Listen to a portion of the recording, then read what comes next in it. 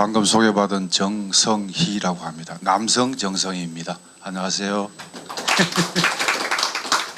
이름이 여자 이름이라 가지고 여자인 줄 알고 전화했다가 남자 목소리 나오면 깜짝 놀라요. 그래서 항상 소개할 때 남성 정성희라고 소개합니다. 오늘 제가 맡은 주제는 한국 진보 정치의 역사적 교훈입니다. 한국 노동 진보 정치의 역사에 대해서 말씀을 드리겠습니다. 이 한반도에 우리 조선 또는 한국에 진보 정치가 언제부터 시작됐을까요? 지금 기간이 얼마나 지났을까요? 105년 지났습니다. 105년. 우리는 민주노동당 창립 이후에 진보 정치가 시작된 것으로 이렇게 생각하면 안 됩니다.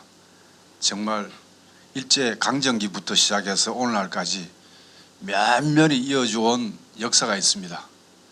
피 어린 역사입니다. 잘 될 때도 있었고 못 될 때도 있었고 곡절이 많았습니다.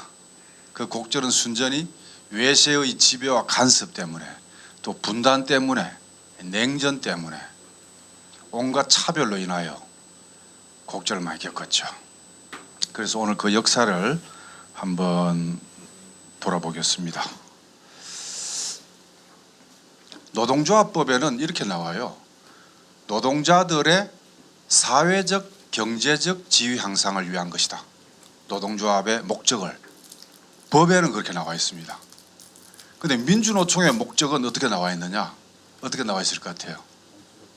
사회적, 경제적, 정치적 지위 향상입니다. 그것도 정치적이 제일 앞에 와 있어요.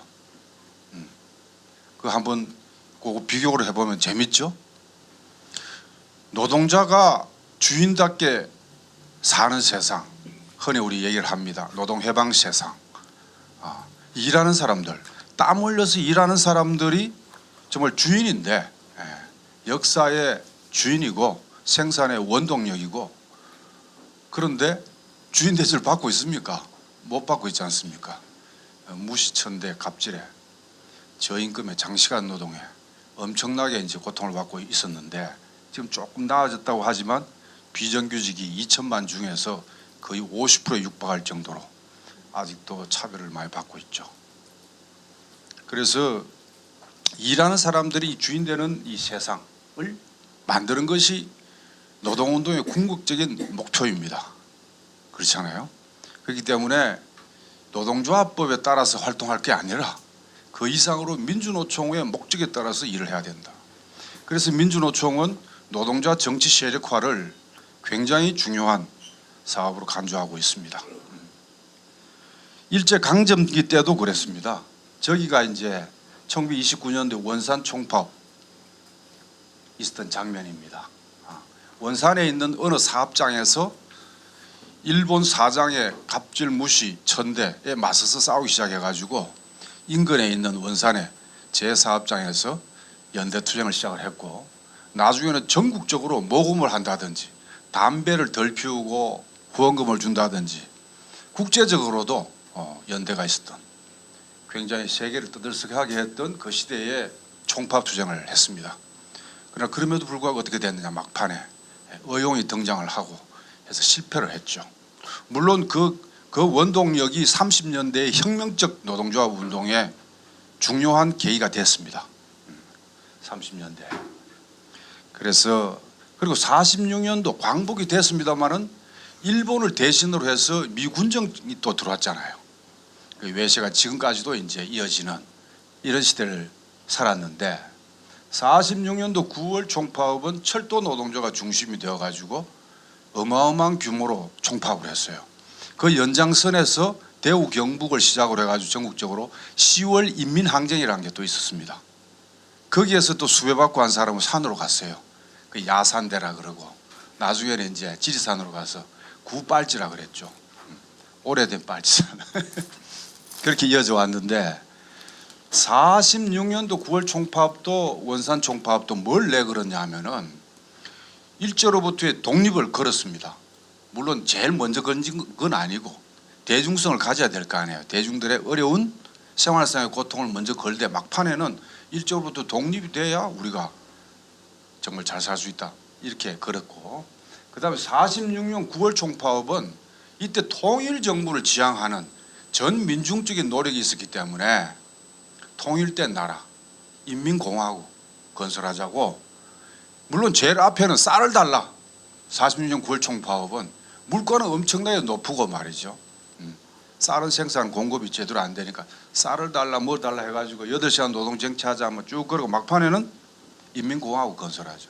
일하는 사람들이 주인된 나라를 만들자고 그렇으나 이 역시 미군정의 가혹한 탄압에 의해서 좌절됩니다. 자, 그로부터 이제 정말 전국적 국민 지지가 있었던 이런 파업은 한동안 없었죠. 물론 우리가 유월항쟁 이후에 7, 9월 노동자 대투쟁이 있었습니다마는 그것은 연쇄적인 동시다발적인 3,300여 건에 이르는 노동자 대투쟁이었지, 일시에 공동의 요구를 걸고 일제히 파업을 한 것은 96년 말 97년 초 날치기 노동학법 철폐 전면 총파업 투쟁이었습니다. 23일간 했는데요. 제가 이때 대변인을 했었죠. 여기에 이제 명동성당에 기억나시죠? 다 집결해가지고 여기서부터 행진을 해가지고 매일 종로 3가에 있는 종묘공원까지 행진하지 않았습니까? 그때 정말 신났습니다. 그런데 민주노총이 총파업을 해가지고 국민 지지 88%로 이르는 적이 없었습니다. 그만큼 그 당시에 우리의 요구도 정당했고 투쟁도 정당했고 전략과 전술도 잘 운영을 했습니다. 권영길 위원장이 언론인 출신이라 여론에 밝고 아주 그 전략 전술 운영을 잘했고 또 통합적 기도력을 가졌어요.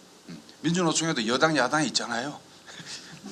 여당이 한 3분의 2 이상 됐고 야당이 조금 터집을 잡아도 야 같이 가자, 투쟁이다, 뭉치자, 흩어지면 되겠나 해가지고, 또 권영길 우리 위원장님이 술을 잘하셔요.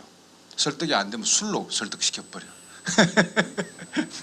그래가지고 만든 것이 날치기 총파업이었는데, 이때 김영삼이가 노동악법과 동시에 안기법을 통과를 시켰습니다.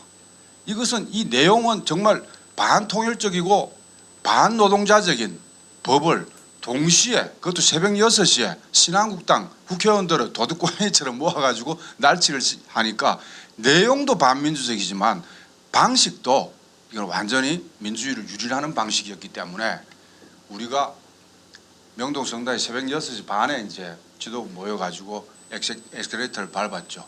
제일 먼저 이제 들어간 것이 8시 반에 기아자동차, 1시 반에 현대자동차, 그 다음에 중소기업들, 공기업은 뺐다 박았다 해야 돼요.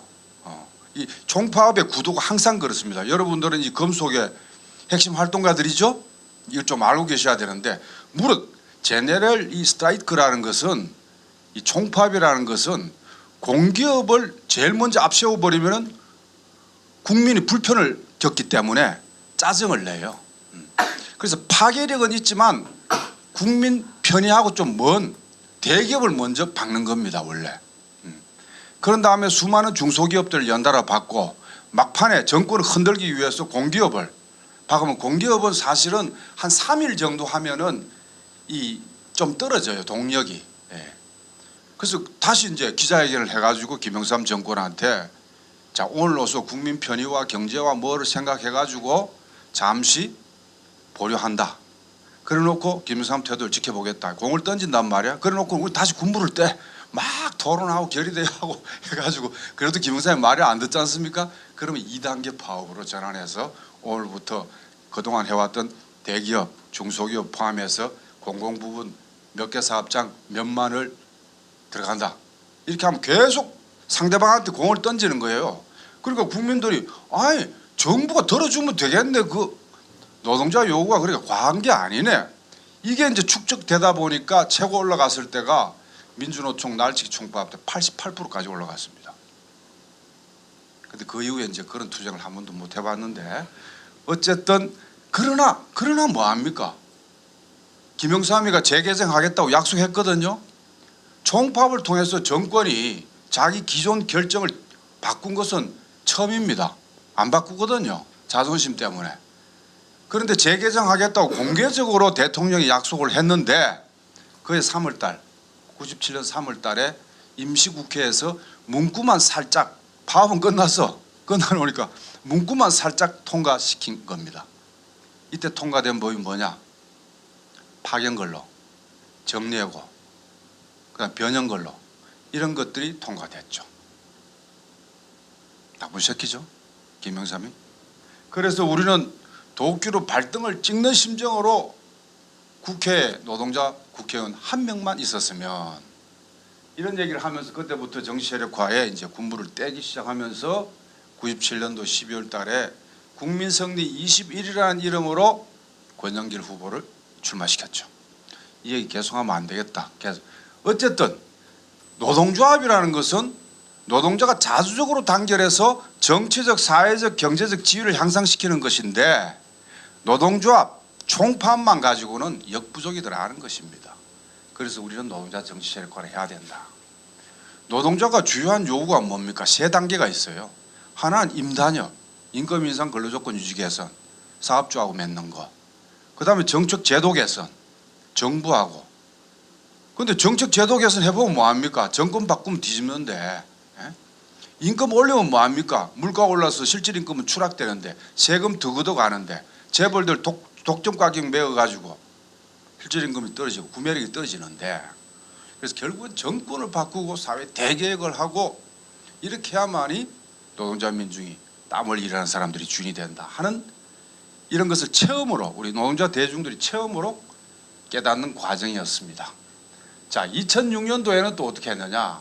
이때는 정권이 김영삼 신한국당이나 민자당, 신한국당, 뭐 한나라당 이런 계열이 아니고 민주당의 노무현 정권 시기예요. 이때는 민주노동당 국회의원이 10명대였습니다. 비례 8명에다가 지역구 2명, 10명대였고 민주당이고, 둘이 합하면 뭐든지 할 수 있는 건데, 이 민주당 정권이라는 것이 한계가 명백하더란 말이지. 시장을 이길 수가 없다, 뭐 이런 말을 노무현이가 거침없이 하고, 왜 이길 수가 없어? 작심하면 이길 수가 있죠. 그런데 시장을 이길 수가 없다. 지금 외자와 재벌 중심의 수출 주도의 한국 경제 구조에서 경제가 조금만 어려우면 다단계로 부담을 전가하는 과정에서 최종적으로 수많은 중소기업에 고용되어 있는 거의 90%에 이르는 노동자들의 저임금으로 비정규직으로 귀결되는 것이 오늘날 비정규직 양산의 원인 아닙니까? 구조 아닙니까? 그 구조는 손을 안 대고 비정규직 기간을 2년으로 정하는 겁니다. 2년 이상 되면 무기계약직이야. 그 2년 이후에는 무기계약직 되면은 고용이 안정되지 않냐, 이런 논리예요. 지금도 이 문제 가지고 논쟁이 있습니다. 비정규직법 통과시킨 가지고 민주당은 잘한 거다, 막 홍수같이 밀려오는 걸 조금 막은 역할을 했다고 주장하고, 우리는 그렇지 않다. 2년을 합법화 시켜줌으로써 그 이후에 비정규직 줄어들었어? 더 늘어났어 라고 평가하는 거죠. 이때도 파업을 했으나 국민 80% 지지가 얻는 이런 파업은 못했지만, 저항을 했지만은 결국은 비정규직 악법이 통과가 되었습니다. 자, 오늘에 이제 왔습니다. 지금 그 이후에 박근혜 때도 한상균 집행부 때 투쟁을 많이 했죠. 박근혜 퇴진을 걸고, 물론 IMF 이후에 이가병 집행부 때도 김대중 정권 퇴진을 주장을 했습니다. 그런데 50년 만에 평화적 정권을 했다는 그 정권을 거의 타도 대상으로 놓는다는 것은 국민 정서에 안 맞는 게 있었어요. 그리고 성질 나면은 구호는 외쳤죠. 지금 이제 박근혜 때는 그야말로 박근혜 탄핵의 선봉대 역할을 민주노총이 실제 했습니다. 이 절대 과소평가하면 안 되고, 지금 이제 윤석열 정권 퇴진을 걸고 내일인가요? 내일 범국민 대회를 합니다. 내일이 또 중요한 것은 7월 달에는 윤석열 퇴진을 주장하는 이 세력이 나누어져 가지고 따로 했거든. 그런데 내일은 오후 4시에 전부 모이기로 했습니다. 하나의 공간에서. 그래서 이런 공동투쟁을 통해서 윤석열 퇴진 범국민 투쟁 기구로, 연대 기구를 하나로 모아야 되겠죠? 요 대목에서 박수 한번. 단결해야 돼. 반윤 탈미. 이 얘기를 저는 요즘 많이 사용하고 있어요. 반미라 그러니까 너무 국민들한테 반미를 왜 해야 되는지 설명하기도 전에 낙인이 찍혀. 저 빨갱이 아니야? 근데 탈미는 유경환 선생이 잘 설명했지만 세계 도처의 현상이잖아요. 미국으로부터 벗어나야 살 수 있다. 균형 외교해야 된다. 이런 얘기는 이제는 전 세계 한국과 서방 언론만 얘기 안 하지 전 세계가 팩트란 말이야. 그래서 반윤 탈미 민중을 하나로 단결하는 이런 기구가 앞으로 있어줘야 되는데 그런데 이건 역시 연대연합 조직의 중심은 두 개가 있어요. 정치적 중심은 진보 정당이 돼야 되고 그다음 대중조직의 중심은 민주노총 전농이 돼야 됩니다. 그밖에 각계각층의 지식인들 다 끌고 모으고 학생 싹 모아가지고 이렇게 하나의 대역으로 가야 되거든요. 그래서 이걸 잘해야만이 총선도 이길 수가 있고 총선에 이기면은 윤석열이를 레임덕의 탄핵으로 몰아가지고 빨리 날려야 되는데 만일 우리 총선에서 진다. 그러면 지금 나타나는 여러 가지 징조로 볼 때 검찰 파쇼로 간다는 것은 약간 관화한 현상입니다. 긴장해야 됩니다. 지금 사실은. 자, 그래서 우리가 궁극적인 목적은 휴전선 이남의 한국 사회를 민주변혁 이런 표현을 쓰기도 하고 사회 대개혁 이런 말은 좀 익숙하죠. 이거 사회과학 용어로는 반제 민주변혁이라 그럽니다. 미국으로부터 벗어나고 외세로부터 그다음에 민이 주인이 되는 개혁이 아니라 변혁을 해야 된다. 그리고 또 분단되어 있으니까 이 자주평화 통일을 해야 된다. 플러스 하니까 자주평등 생태사회를 건설한다. 이것이 우리의 목표입니다. 옛날에는 생태 문제가 그렇게 중심적 화두가 되지는 않았습니다. 민족 문제, 계급 문제 이것이 이제 중요하다 보니까 생태 문제. 지금은 생태 문제로 이 가치가 인간과 자연의 관계거든요. 인간의 자연을 자기 필요에 의해서 개발했는데 이제는 과도하게 훼손함으로써 안갚음을 받는 것이 오늘날 기후 위기입니다. 생태 위기인데 이것도 외세 지배하에 정상적이지 않는 이 한국 사회 같은 자본주의 사회에서는 생태 사회를 만들 수가 없습니다. 왜냐하면 자본가들이 이윤 추구를 위해서 돈 되는 거는 뭐든지 하거든. 지금 양평그 고속도로도 마찬가지예요. 그래서 궁극적으로는 자주평등 생태 사회를 건설을 해야 되는데 이 통일과 이남의 이 사회 대개혁 변혁은 동력과 대상이나 목표 방식이 약간씩 다릅니다. 이남은 변혁적인 방법을 해야 돼요. 목표가 일하는 사람들의 주인 되는 사회라면은 경로는 진보 세력 아직 충분히 힘이 부족하기 때문에 민주 세력하고 연대연합을 해서 어쨌든 자주적인 민주정부를 수립하고 더 발전해 자주적인 민중정권으로 나아가는 이런 방향을 해야 되고 동력도 이런 기척민주를 중심으로 하되 각계각층이 다만 모이는 걸로 해야 되고 외세와 윤석열과 조중동 수구 언론과 또 뭐 있노 재벌과 이런 사람 해야 되고 또 우리나라는 특히 서구 사회와 다르게 선거 의회 투쟁만 열심히 하면 정권도 바뀌고 이런 사회가 아니에요. 대중투쟁 없으면 선거 의회에서도 성과를 가질 수가 없고 국민의 의식이 높아지지도 않습니다. 지금 민주당이나 다른 여야 거대 정당들 표만 얻으려고 버스 몇 대 대절해가지고 등산도 데리고 가고 좋은데 좋은 거 먹이기도 하고 이러잖아요. 그 버스에 올라가서 인사하고 만일 우리 운동을 그런 식으로 한다면 되겠습니까? 민주주의 각성이 되겠어요? 우리는 어디까지나 대중을 의식화하고 조직화하고 대중투쟁으로 하면서 그 최고 단계로 항쟁 촛불 항쟁으로 가져가면서 선거는 또 무시할 수가 없어요.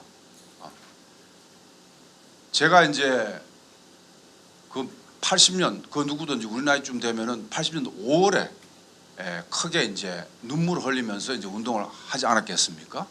근데 전두환 이 군사 독재 때는 선거에 정말 완전히 선거는 관심이 없었습니다. 그럴 수밖에 없었습니다. 폭압적 군사 독재 시기였기 때문에 파업하거나 거리에 가두 투쟁을 하거나 체류탄을 뒤집어 서면서 이런 투쟁을 위주로 했는데 지금은 대중 투쟁을 위주로 하되 선거의 우회 투쟁을 보조축으로 결합하지 않으면 안 되는 이런 전략으로 가야 된다 하는 것이 또 특징이고 거기에 맞는 또 조직 채비를 정당과 노농 각계 대중조직과 이들을 다 묶는 연대연합 조직을 만반의 준비를 또 해야만이 사회 대개혁, 사회 변혁으로 나갈 수가 있다는 것인데 평화통일은 그렇지가 않아요. 평화통일은 체제의 차이를 인정하고 하나로 가는 거잖아요. 연합 연방 통일을 한단 말이에요. 그것도 평화적으로 무력 통일이 아니고. 그러기 위해서는 대화를 해야죠. 그런데 그동안에 어떻게 돼요? 김대중, 노무현, 문재인 3대에 걸쳐서 좋은 선언 많이 했잖아요.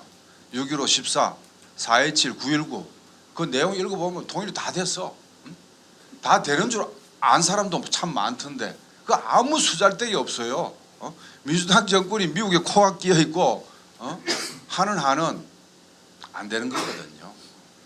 그래서 민주당한테만 맡겨가지고는 통일도 안 되고 사회 대개혁도 안 되고 노동 존중 사회 아나 노동 존중 사회 되지가 않는다는 것을 우리가 올해 노동운동 과정에서 동지들과 함께 다 깨달은 거 아니에요. 맞죠? 안 깨달은 사람 손 한번 들어보세요. 자, 그렇게 한다는 것이고. 자, 그래서 그런데 아까 유경환 선생도 국제 정세에 대해서 많이 설명했지만은 우리 한반도는 지정학적으로 역사적으로 주변 외세에 손을 많이 타요. 그럴 수밖에 없습니다. 거기에 국내 정치 세력하고 아주 긴밀하게 움직입니다. 보세요. 일제 강점기 1910년도 경술국치라고도 하고 한일 병탄이라고 얘기도 하는데 1905년에 을사늑약으로부터 이미 나라는 넘어갔죠. 40년간 강점을 했는데 이거는 청일전쟁, 러일전쟁 청나라 강국이었어요. 마지막 남은 러시아 아주 강국이었습니다. 붙어가지고 일본이 이겼네. 신흥 강국이. 그러니까 조선이 배타적으로 지배를 받게 된 거예요. 자, 이 과정에서도 우리는 가만히 있지 않고 3.1운동 60만세 29년도 광주학생의거 30, 40년대 항일 무장투쟁을 만주에서 화북에서 그리고 중경에서 광복군 이런 식으로 해왔죠. 해오면서도 조직적으로도 105년 됐다고 한 이유가 아시아에서 최초로 사회주의 정당을 뭐 인도네시아, 일본, 중국 다 통틀어서 조선이 제일 먼저 사회주의 그 정당을 만들었습니다. 어디서 만들었을까요? 연해주에서 만들었어요. 국내에서는 안 되니까. 연해주 가면은 블라디보스톡에서 열차 타고 9시간 가면은 하바롭스키가 있어요. 하바롭스키. 예? 지도에 나옵니다. 자, 거기서 한일사회당이 만들어진 이후에 21년도에 5월 달에 중국 공산당은 21년 7월 달에 만들어지거든. 한일사회당의 이름을 바꿔가지고 상해파 고려공산당, 이르츠쿠 고려공산당. 이르츠쿠는 저 바이칼 호수 옆에 있어요. 한인 2세들, 러시아의 고려인들 넘어가 있잖아요. 그 사람들이 중심이 돼 두 개를 딱 만들었네. 이 또 골때리 갈등을 해요. 분열을 해. 단결하지 않고. 그 이제 그 결과로 국내에서는 25년도 4월 17일 날 이 조선공산당 1차 만들어진 이후에 일본의 거듭된 탄압에 의해서 4차까지 가다가 28년도에 해체가 되고 27년도에는 또 연대연합 조직, 지금 전국연합이라든지 지금 윤석열 퇴진 뭐 범국민 연대라든지 뭐 이런 연대체예요. 일제 때 신간회가 만들어졌는데 우쪽에는 민족 개량주의자들이 이제 뭐 일본하고 타협해가지고 자치나 어쩌나 이런 주장을 해. 슬슬. 좌쪽에서는 또 그래도 좀 설득시켜가지고 비타협적인 민족주의 세력은 땡겨야 되는데 다 싸그리 그냥 비판해하는 고민테런의 좌경적 이 방침에 기계적으로 받아들이면서 신관위를 덜렁 해체해버렸어요. 이걸 끝까지 유지시켜서 가는 것은 매우 중요했는데 그 이후에는 이제 비합법적인 조국 광복회, 이거는 만주의 항일 무장투쟁 안에 당 조직이 있고 그 외곽에 조국 광복회라는 비밀 조직을 만주와 인접한 북부지대 일대에, 남쪽에도 물론 하부 조직이 있었습니다만은 그런 것으로 해서 해방이 됩니다. 자, 이때는 일본이 배타적으로 지배할 때예요. 자, 해방이 됐어. 미국이 이제 미군 정청을 만들어. 그래서 민중들의 자주적인 권력기관인 인민위원회를 다 파괴를 시켜. 이중 권력을 허용하지 않아 미국 놈들이.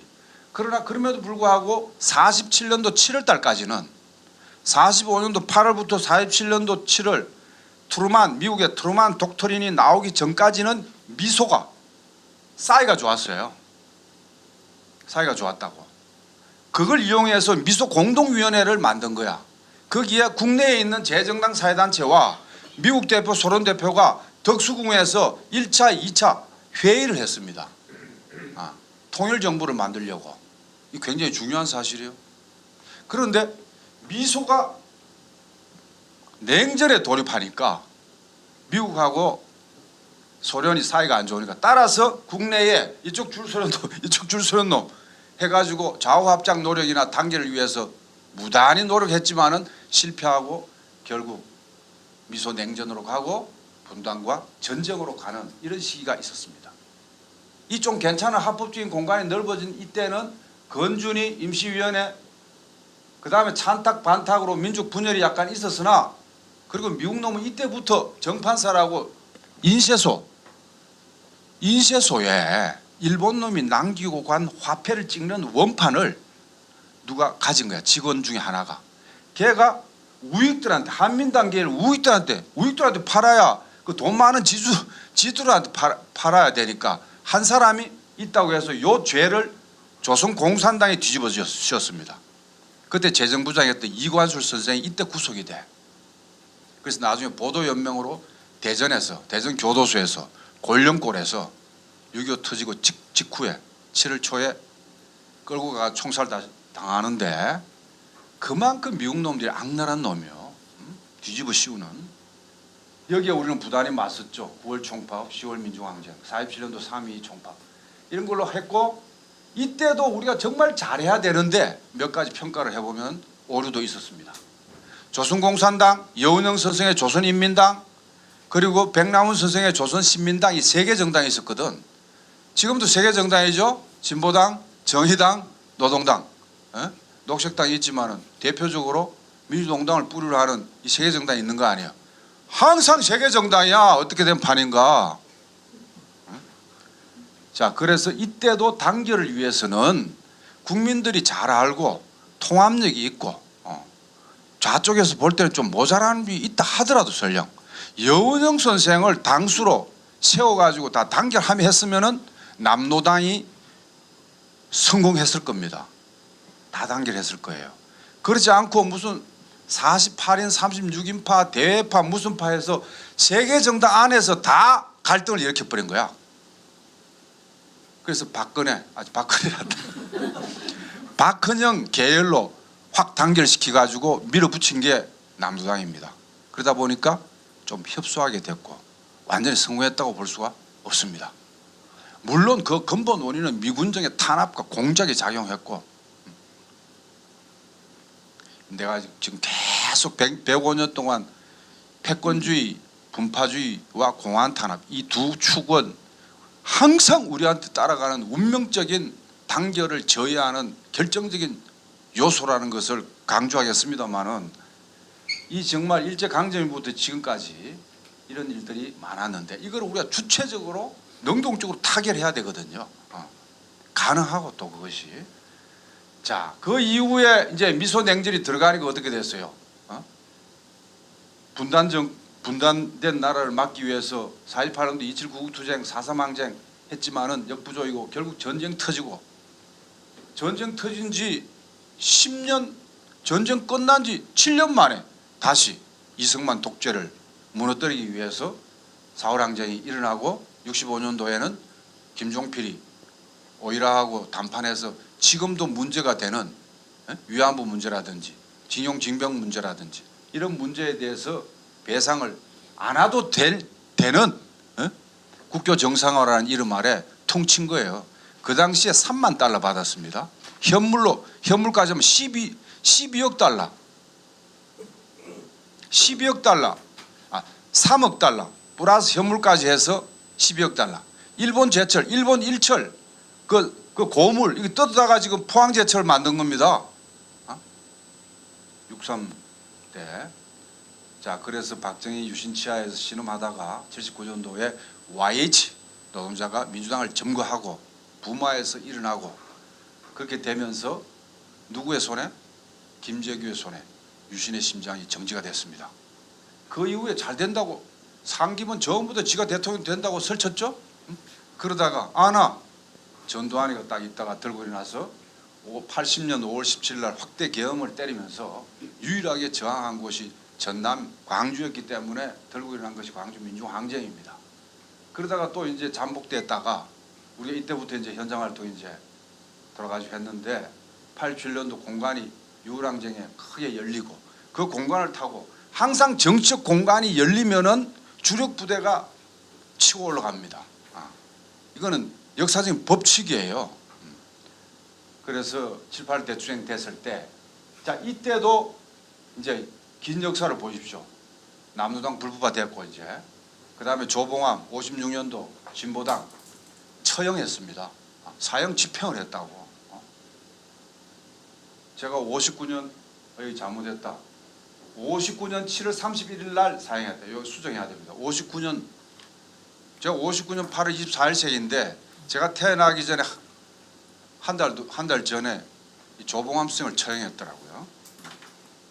4.26혁명 이후에 또 이제 통합진보당 만들기 위해서 많은 노력을 기울였는데 실패하고 그 다음에 유랑쟁 이후에 공간이 열릴 때 공간이 열리면은 노동자가 대중적으로 진출하고 거기에 입각해서 진보정당이 나옵니다. 이 또 법칙이야. 자 그래서 백경환 선생 출마한 이후에 민중당, 민중의당. 근데 이때는 저희들은 그렇게 얘기했어요. 노동운동하는 그 당시에는 아직 노동조합, 대중조직이 근거지가 튼튼하지가 않다. 이런 조건에서 이 정당을 만들어버리면 이 생명력을 가질 수도 없거니와 이게 한번 실패하면은 이 후유증이 있다. 이거 반대했어요. 근데 이제 일부에서 강행을 했는데 역시 아니나 다를까 민중의 당이 실패했죠. 여러 명 출마를 했어요. 그 이후에 이제 90년도에 민중당이 나왔는데 이때도 간첩 사건을 만들어가 경기 조선노동당 중부지역당 사건을 만들어가지고 민중당 공동대표인 김낙중, 조국통일위원장인 손병선 뭐 등등 우리 태백에 노동운동했던 그 이름 누구야? 이런 식으로 해서 이선실 위에 그림 그려가지고 싹 물론 이거는 조작은 아닙니다. 팩트에 어느 정도 기초하고 있어요. 그러나 그 중요한 총선 시기에 이거를 딱 때리는 거죠. 총선 끝나고 92년도 12월 달 대선 앞두고 딱 때리니까 어떻게 되겠어요? 한나라당이 신한국당인가? 한나라당이 민정당이네. 민정당, 공화당, 그 다음에 통일민주당하고 해서 민자당 만들어지죠. 3당 야합을 해가지고 자 이런 이제 우여곡절을 겪고 있었습니다. 자 그런데 지금 요거는 지금도 미소 냉전은 80년대 말 90년대 초에 소련이 붕괴되고 동구권이 망하면서 이제는 미국 일국 패권 시대로 가는 거예요.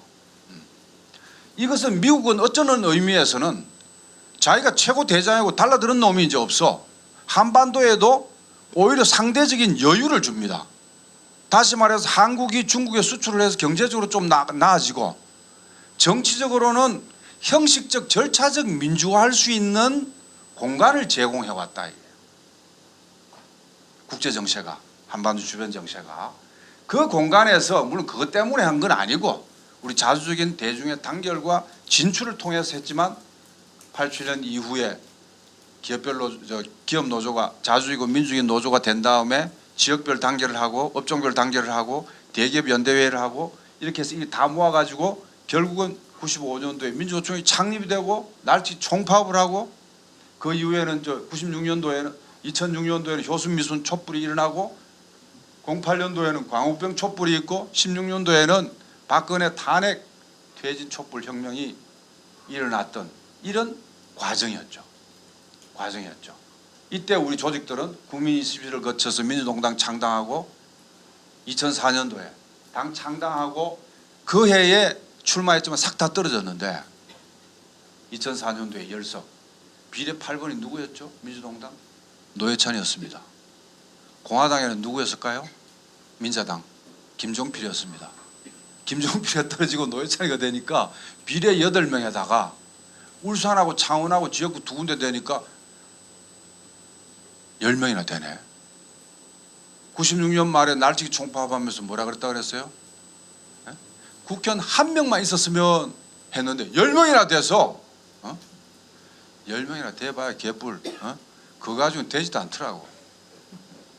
10명 가지고 뭐야 300명 중에 10명 가지고는 온몸으로 10명이 일반 다른 국회의원 다른 당의 국회의원들은 뭐 놀아가면서 하는데 여는 24시간 중에 한 4-5시간 자고 뛰어다녀도 이런 많이 하는데 결국 역부족인 우리의 정치 세력화의 현실을 깨달았죠.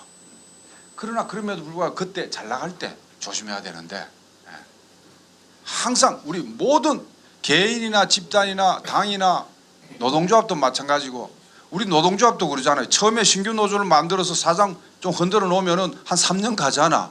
그때 방심한다고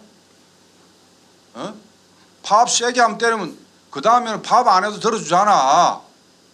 거기에 방심을 하거든. 끊임없이 조합원들을 불러일으키고 긴장하게 하고 하지 않으면은 이게 관성화가 되고 내공이 떨어지면서 그 다음에는 그걸 모를 것 같아요. 사장이 정밀하게 봅니다. 마찬가지로 정당도 이때 다수파가 공직 당직 싹쓸이 했고 1인 7표씩 던져가면서 소수파가 상실감이 누적되지 않겠어요? 이럴 때 저쪽에서 공안 탄압을 하는 겁니다. 1심의 사건이 터진 거야. 1심에 들어봤어요? 들어나 봤나 1심에? 예? 아까 중부 지역당 무슨 뭐 민혁당 사건 뭐 1심의 사건 때마다 지금도 여러 군데 잡아갔죠?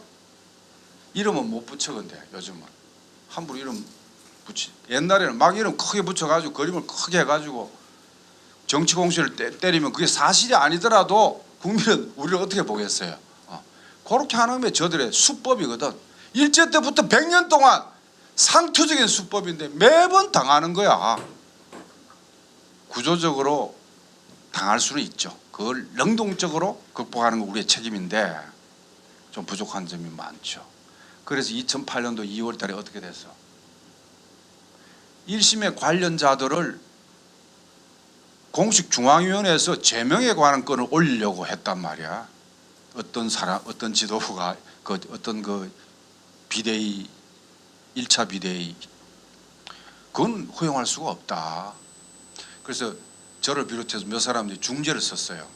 1심의 관련자들 구속된 저 면회를 가가지고 자진 탈당해라. 혁명투쟁에는 희생하는 거야. 대인조직 피해를 주면 안 될 거 아니야. 할래 안 할래? 하겠습니다. 바깥에 동지들 의견 물어오면은 다 충분히 할 수 있습니다. 그 동지들은 사실 굉장히 자세가 좋았어요. 그리고 이쪽에 이제 비대위 얘기했죠. 이거 안건 내릴 수 있느냐? 자진 탈당한단다.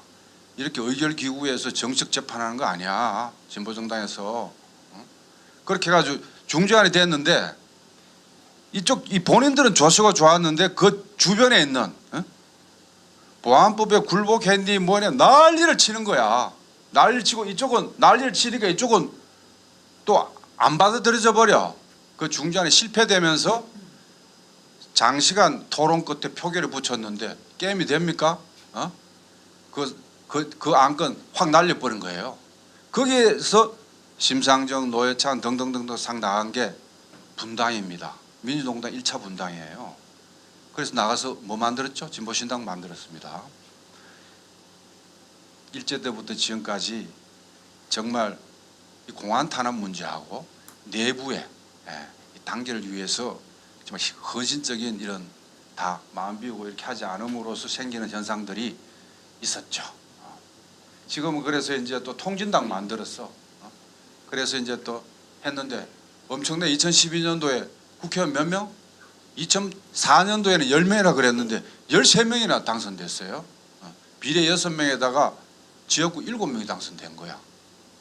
이야 이제부터 시작이다 했는데 웬걸 또 부정 부실 선거에다가 무슨 나중에 그걸 기화로 해서 중앙이 폭력 사태가 일어나고 이러면서 깨져가지고 오늘날 이렇게 멋있게 정의당, 진보당, 노동당 개수도 많다.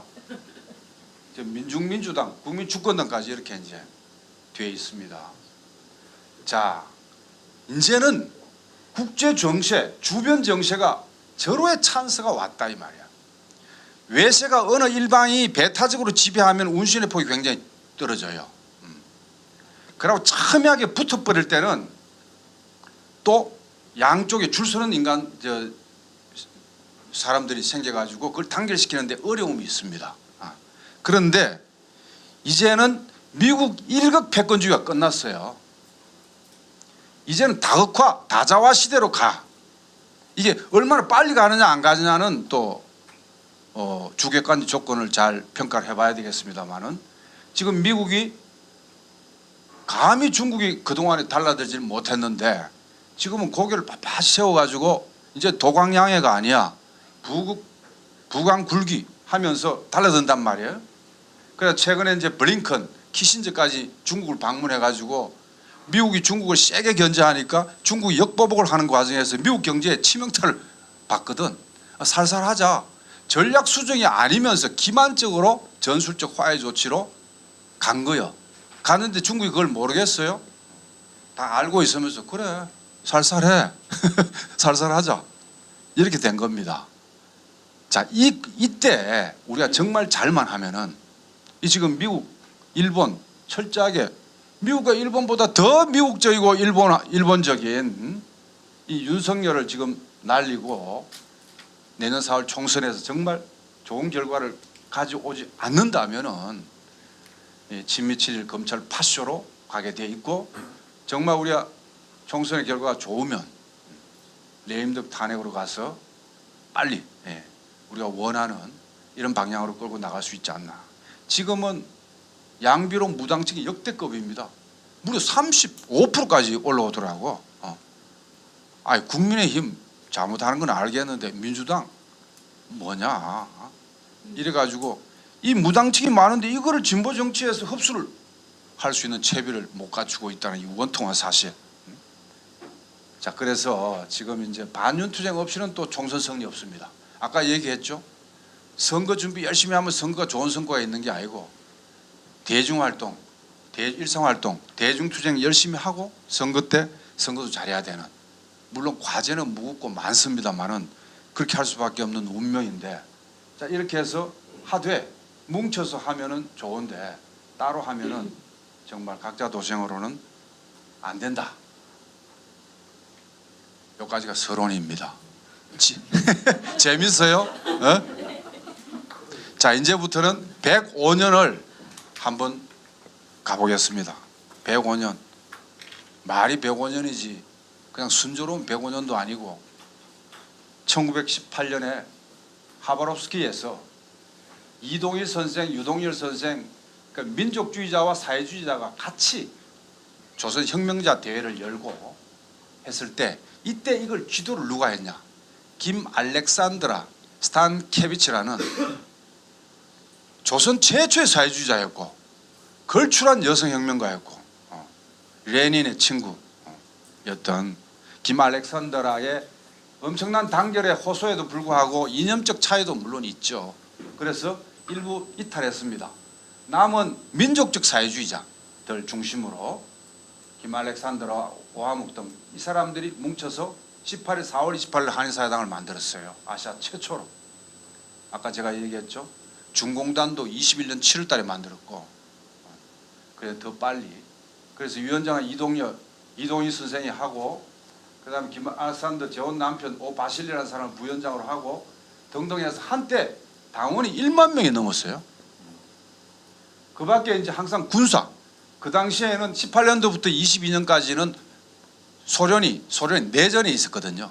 백이군과 적이군의 투쟁 속에서 적이군 레닌이 중심인데 레닌이 식민지 반식민지 민족해방투쟁을 지원하겠다. 이 태제, 이 방침을 발표하니까 이념 떠나가지고 우리 조선 독립을 위해서는 손을 하고 손을 잡아야 되겠다고 하지 않겠어요? 누구든지. 그래서 처음에는 반공이라는 것이 거의 없었습니다. 그런데 나중에 자유시 참변을 겪고 반공이라는 것이 등장을 하는데 어쨌든 이런 것이 만들어지고 내전 과정에서 한인 적의대를 만들어서 투쟁을 했는데 초반에는 바로 여기서 체코군이 블라디보스톡에서 봉기하고 열강들이 간섭하면서 처음에는 어려움을 겪어요. 이때 당연히 소련 적의대에 한인 적의대가 결합을 해서 같이 빨산 투쟁을 하지 않겠어요? 몰려가지고 몰려가 병력을 절반을 잃고 아무르강, 이 흑룡강이라 그러는데 중국말로는 러시아는 아무르강 이걸 건너가지고 도피를 했는데 김 알렉산더는 잡혔어요. 그래서 김 알렉산더는 아무르강의 열쇠 발자국이라 그러는데 왜 열쇠 발자국이냐? 조선 팔도가 13개 도로 있다. 나는 조국을 생각하면서 한번 하나씩 이게 밟겠다. 잠시만 내 총 쏘지 말고 잠깐 기다려 해놓고 이렇게 이제 마지막 열쇠 발자국을 하고 총살당했습니다. 그 위대한 우리 여성 노동운동가 활동가들은 꼭 김 알렉산드라를 매일 노동뉴스에 독립운동과 열전에서 김 알렉산더를 제가 썼어요. 동지들 한 5명 정도 규합을 해가지고 이 3.1 독립운동 100년 때 그때 1년 내내 독립운동가 찾아가지고 열전을 써놨으니까 그걸 꼭 한번 읽어보세요. 읽어보실 거죠? 네. 김 알렉산드라. 자, 바로 이 여성입니다. 멋있죠? 이동엽 선생입니다. 유동열 선생입니다. 이때 한인 적이대 러시아 내전에 참여해서 혁혁한 러시아 볼셰비크 혁명을 성공시키는데 연해주 일대에서는 가장 10만 명이 고려인이 살았는데 한인이 살았는데 1만 명이 내전에 참여했다니까. 조선 사람이 10분의 1이 참여했다니까. 애들 빼면은 10분의 1도 더 됐겠죠. 자, 그 이후에 바로 한인사회당을 모처로 해서 이동희 선생의 상해에서 5월달에 만든 게 상해파 고려공산당, 그 다음에 바이칼 호수 근처에 이르츠쿠에서 만든 것이 이르츠쿠파 공산당. 이렇게 애초부터 하나의 당이었다가 짜개진 건 아니고 각자 다른 지역에서 같은 명칭을 쓰고 만든 거예요. 그러다가 단결 노력이 없었느냐? 단결 노력이 있었습니다. 그런데 노선에 약간 차이는 있었습니다. 상해파 고려공산당은 레닌의 지원, 레닌의 자금을 지원받지만 우리는 고민테린을 시키는 대로 하지는 않는다. 이런 입장을 취했습니다. 약간 민족적 사회주의 경향이 있었습니다. 그런데 이르츠쿠파는 레닌의 고민테린의 방침을 무조건 집행해야 된다. 계급 노선이 강했죠. 이런 차이도 있었지만 이 정도 차이 가지고 합당 못할 이유는 없습니다. 고민테린에서 계속 합당하라 그랬거든. 그럼 22년도에 이 저쪽에서 통합대회 노력도 없지 않아 있었단 말이에요. 일국 일당 원칙 통합 노력이 있었는데 좀 이따가 말씀드리겠습니다만은 자유시 참변이라는, 다시 말해서 조선 사람들이 독립군이 1920년 6월 달에 봉오동 전투를 하고 그 다음에 10월 달에 청산리 대첩을 하고 여기에서 일본 놈 쫓겨거든요. 아니 한국 독립군이 얼마나 되길래 정규군을 이렇게 작살내냐 해가지고 대부대를 거느리고 추격해가지고 민간인이고 뭐고 불질르고 싹 다 하는 게 이 간도 참변이라고 경신 대참변이라는 거예요. 1920년 10월에 3,000명을 죽였습니다. 일본 놈들이. 그래서 독립군이 중과 부적으로 어디로 집결을 하냐면은 밀산이라는 곳, 그러니까 중국하고 연해주 가는 길목에 다 집결을 해가지고 한국 독립군단을 만들어요. 그 당시에 3,500명 정도 무장한 조선 병력이 3,500명이면 어마어마한 거예요. 그게 만주나 연해주에 있어서는 어렵다고 생각해서 어디로 갔냐 하면은 자유시 지금 스보보더니 지금은 스보보더니라는 명칭으로 되어 있습니다. 그 자유시에 가서 러시아의 도움을 가고 그걸 근거지로 해서 만주에 출병을 해서 일본 놈하고 싸우겠다 이런 보관을 가지고 갔는데 일본 놈하고 똑같이 생긴 무장 병력이 3,000명씩 들어오니까 적군에서 이렇게 얘기한 거예요. 무장 다 내리고 우리의 지휘를 따라라 이렇게 한 겁니다. 거기에 이제 이결이 발생한 겁니다. 아니 소련을 좋게 받고 레닌 방침도 알겠고 근데 우리를 지원해 주지 않고 병력도 무기도 다 회수하고 지휘권 받으면 우리 필요할 때 만주로 출병 못하고 일본 놈하고 못 싸우는 거 아니냐, 무기 반납 못하겠다고 저항을 한 거예요. 반납해야 된다, 현실을 인정하자, 반납하고 나중에 얘기를 해서 무기를 받아서 하면 되냐. 그래서 적군편의 서쪽과 안쪽이 결국은 무장 대결을 해버렸어요. 적군이 어마어마한데 적군과 거기에 동참한 독립군이 저항하는 독립군을 무력 진압을 한 게 자유시 참변입니다. 이것은 이 땅의 최초의 독립운동 역사상 가장 가슴 아픈 비극이었죠. 이때 민족주의 계통의 독립운동가들이 그 현장을 보고는 완전히 반공으로 돌아선 사람이 많아요. 대표적인 사람이 김좌진 장군입니다. 좀 이따 얘기를 하고. 자, 그래서 자, 이게 이제 상해파 고려공산당 인물 이동현 선생, 이한영, 김립이라는 이 이동현 선생의 핵심 척근인데 나중에 김구 선생에 의해서 암살당합니다. 조금 이따 얘기할게요. 이거는 공산당 국제당 자금 지원 사건이라고 있었어요. 자, 그래서 이런 비극이 있는데 자유시는 아까 방금 얘기했듯이 소련 영내에 대한 독립군단이 가서 그걸 근거지로 해서 일본 놈하고 싸우기 위해서 하려고 했는데 무장 반납하고 지휘권 달라, 지휘권 내놔라. 그게 저항하다가 저항한 세력이 이제 사할린 의용군. 이게 상해파 고려공산당하고 친한 거예요. 이동에서 이쪽이 진압당한 쪽이 상해파 고려공산당하고도 친한 거라. 그러고 적군편에 서서 진압한 쪽은 이르츠쿠파 고려공산당하고도 친해.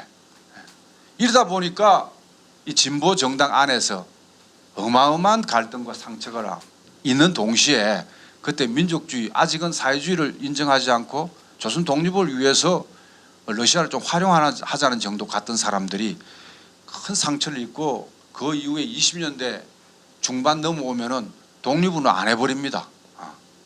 그런 사람들이 많았죠. 대표적으로 김좌진 장군입니다. 김좌진 장군은 자유시 참변을 보고는 어디로 왔냐면 해룡이라고 지금 이제 목단강 근처에 가면은 김월동이가 이제 자기 아버지가 김두한이라 그러고 김두한이 아버지가 김좌진이라 그러잖아요.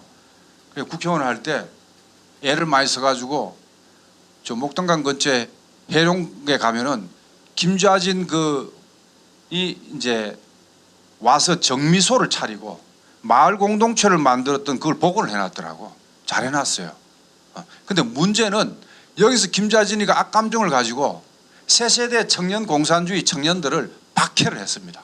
잡아다가 고문도 하고. 박해를 하니까 안갚음에 의해서 암살당한 거예요. 화장실에 있다가 똥 누다가 총 맞은 겁니다.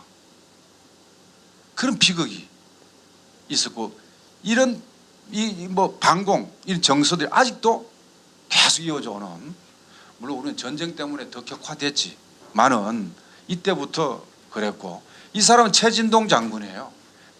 봉오동 전투를 홍범도 장군이 다 한 것으로 아는데 전혀 그렇지 않습니다. 홍범도 장군은 CEO예요. 전문 경영인 비슷해. 워낙 잘 싸우니까 최진동 장군이야말로 봉오골의 터줏대감이에요. 인적, 물적, 훈련 모든 것을 준비하고 있고 홍범도 부대를 기용을 해서 봉오동에서, 봉오동 지금 가보면은 계곡이 굉장히 깊어요. 일본을 유인해가지고 때려가지고 작살을 낸 겁니다. 그런데 최진동 장군은 어떻게 됐느냐? 자유시 참변을 보고 그 이후에 봉오골로 다시 돌아왔어. 그래도 아직 재산은 많고 땅이 많을 거 아니에요? 그랬는데 30년대에 넘어가면서 운동을 안 했어요. 20년대 중후반부터 운동을 안 했는데 그냥 민족 정신은 지키고 있었죠. 예를 들어 친일로 넘어간다든지 민족 개량주의로 넘어간다든지 이러지는 않았단 말이에요. 그런데 30년대 이제 병이 들어서 아파요. 마음도 상하고 몸도 늙어가고. 그런데 둘째 부인이 일본이 계속 찔른 거예요. 땅 팔아가지고 비행기 헌납하라고. 그래가지고 그 둘째 부인이 그걸 성낙을 했다. 그런 기록이 있습니다. 그런데 그거를 남편이 최진동 장군은 동의 안 했는데 저질러 버린 거야. 하도 괴롭히니까. 그래서 그 이후에 어떻게 평가받냐 하면은 지금 봉오골에 가면은 쓸쓸하게 최진동 장군의 묘소가 편말도 없이 있어요. 그것은 왜냐하면 중국 문화혁명 당시에 우리 민족주의 계열에 중국에 남아있는 이 독립운동에 대해서 혹평을 해버리는 거야. 중국의 문화대혁명이라고 10년간 있었는데 60대 중반부터 70대 중반까지 이때는 그야말로 조금만 문제가 있는 사람을 전부 다 자본가의 앞잡이, 자본 귀신이라고 몰아붙여가지고 많은 희생을 가져왔던 비극적 10년이 있었습니다. 이럴 때는 뭐 6.25 전쟁 때 지원군 사령관 때 팽덕해 덩소평도 하방돼가지고 공장인가 농장에 있었고 시진핑 아버지 시중신도 문화대혁명 때 숙청당해가지고 저 무슨 변방에 고생을 많이 했죠. 그 이후에 새로 복원이 됐습니다마는 덩소평에 의해서 이렇게 복원이 됐습니다마는 그런 혹평을 받는 이것도 사실은 우리 민족주의 내적으로 볼 때는 자유참변의 상처고 아니, 민족주의든 사회주의든 이념이 뭐가 중요하냔 말이죠. 조국의 독립을 위해서 인적 물적 자기 모든 것을 때려 박은 사람 높평가해 줘야죠. 그런데 인생 07과삼이라고 잘 나가다가도 한번 기선하고 실수하고 해버리면은 또 그렇게 평가가 돼요. 말년을 조심해야 돼. 그래서 최진동 장군이 난 너무 가슴 아프더라고. 이분은 최진동 장군 동생이에요. 최운산 장군. 그 최운산 장군의 손녀가 최성녀죠. 성함이 그 이제 은계련 공동 상임대표를 하고 계신데 이분의 노력에 의해서 최운산 장군의 공적이 이 겉으로는 형님이 공적으로 다 됐지만 뒤에서 뒷받침은 최운산 장군이 또 다 했습니다. 블라디보스토크 가서 체코제 무기를 다 오고 있는 재산 다 팔아가지고 노력했던 분입니다. 홍범도 장군은 워낙 잘 아실 거고 이분은 사회주의자로 남은 거예요. 끝까지. 이분들은 민족주의자잖아요. 사회주의로 남았는데도 불구하고 연해주에서 강제 이주 때 중앙아시아로 간 거예요. 가가지고 중앙아시아로 갔지만은 옛날에 이 독립운동가였고 사회주의 널금하게 이 사상적으로 얼마나 민감합니까? 나이 많음에도 불구하고 사회주의가 옳다. 그리고 사회주의를 실현하는 데 있어서 상처가 있지만 그거 가지고 사회주의를 포기하지 않았습니다. 그래서 홍범도 장군은 마지막에 극장 수의를 했어요. 그 손녀의 정언에 따르면 도올 김용옥이가 손녀를 찾아가서 만났을 때 그 대화하는 장면을 보면은 나르는 홍범도 이 스나이퍼 때리면 맞아. 그래서 산에 숨어가지고 뭐 20명도 죽이고 이랬다는 이 홍범도 장군. 그런 사회주의로 남아가지고 끝까지 활동을 하고 마지막에 그랬던 분입니다. 자, 국내에서는 아까도 말씀드렸지 4월 17일 25년도 조선공산당이 만들어졌는데 그때도 서울파, 화요계, 북풍회, 뭐 서상파 여러 파가 많았어요. 그런데 화요계가 중심이 되어서 서울파를 고립시키고 나머지하고 손을 잡고 만든 게 조선공산당 1차 당입니다. 이때 책임비서가 김재봉이에요. 김재봉이가 안동 사람입니다. 안동은 요즘으로 보수의 원조쯤으로 아는데 안동은 보수와 진보의 원조입니다. 안동이 그만큼 진보적인 인물을 많이 배출을 했어요. 일제 때부터. 안동 한번 기행을 한번 가시면 좋을 것 같아요. 안동을 잘 분석하면은 우리 정치 흐름을 알 수가 있는데 김재봉이고 그다음에 공청 당이 있고 당의 청년 조직이 있잖아요. 그 당시에는 젊은 사람이 했기 때문에 공청 이 청년 조직이 당의 중심이었어요. 공청의 제1차 공청의 책임비서는 박헌영이었습니다. 2차는 강달령 진주 사람입니다. 공청 2차 공청 책임비서는 권오설. 권오설 역시 안동 사람이에요. 안동권 씨요. 자, 3차는 하도 탄압을 자주 하다 보니까 대표를 막 바꿔가면서 한 거야. 처음에는 김철수가 했다가 고광수, 김철수가 했다가 그다음 안광천이가 했다가 뭐 김세민이가 했다가 한 4명을 이렇게 여기 있네. 김철수, 안광천, 김준현, 김세현. 공청도 여러 명. 잡으려 그러면 당대표가 아니야 이제. 이런 식으로 잡히더라도 보안을 지키고 하기 위해서 이게 3차 당입니다. 3차 당.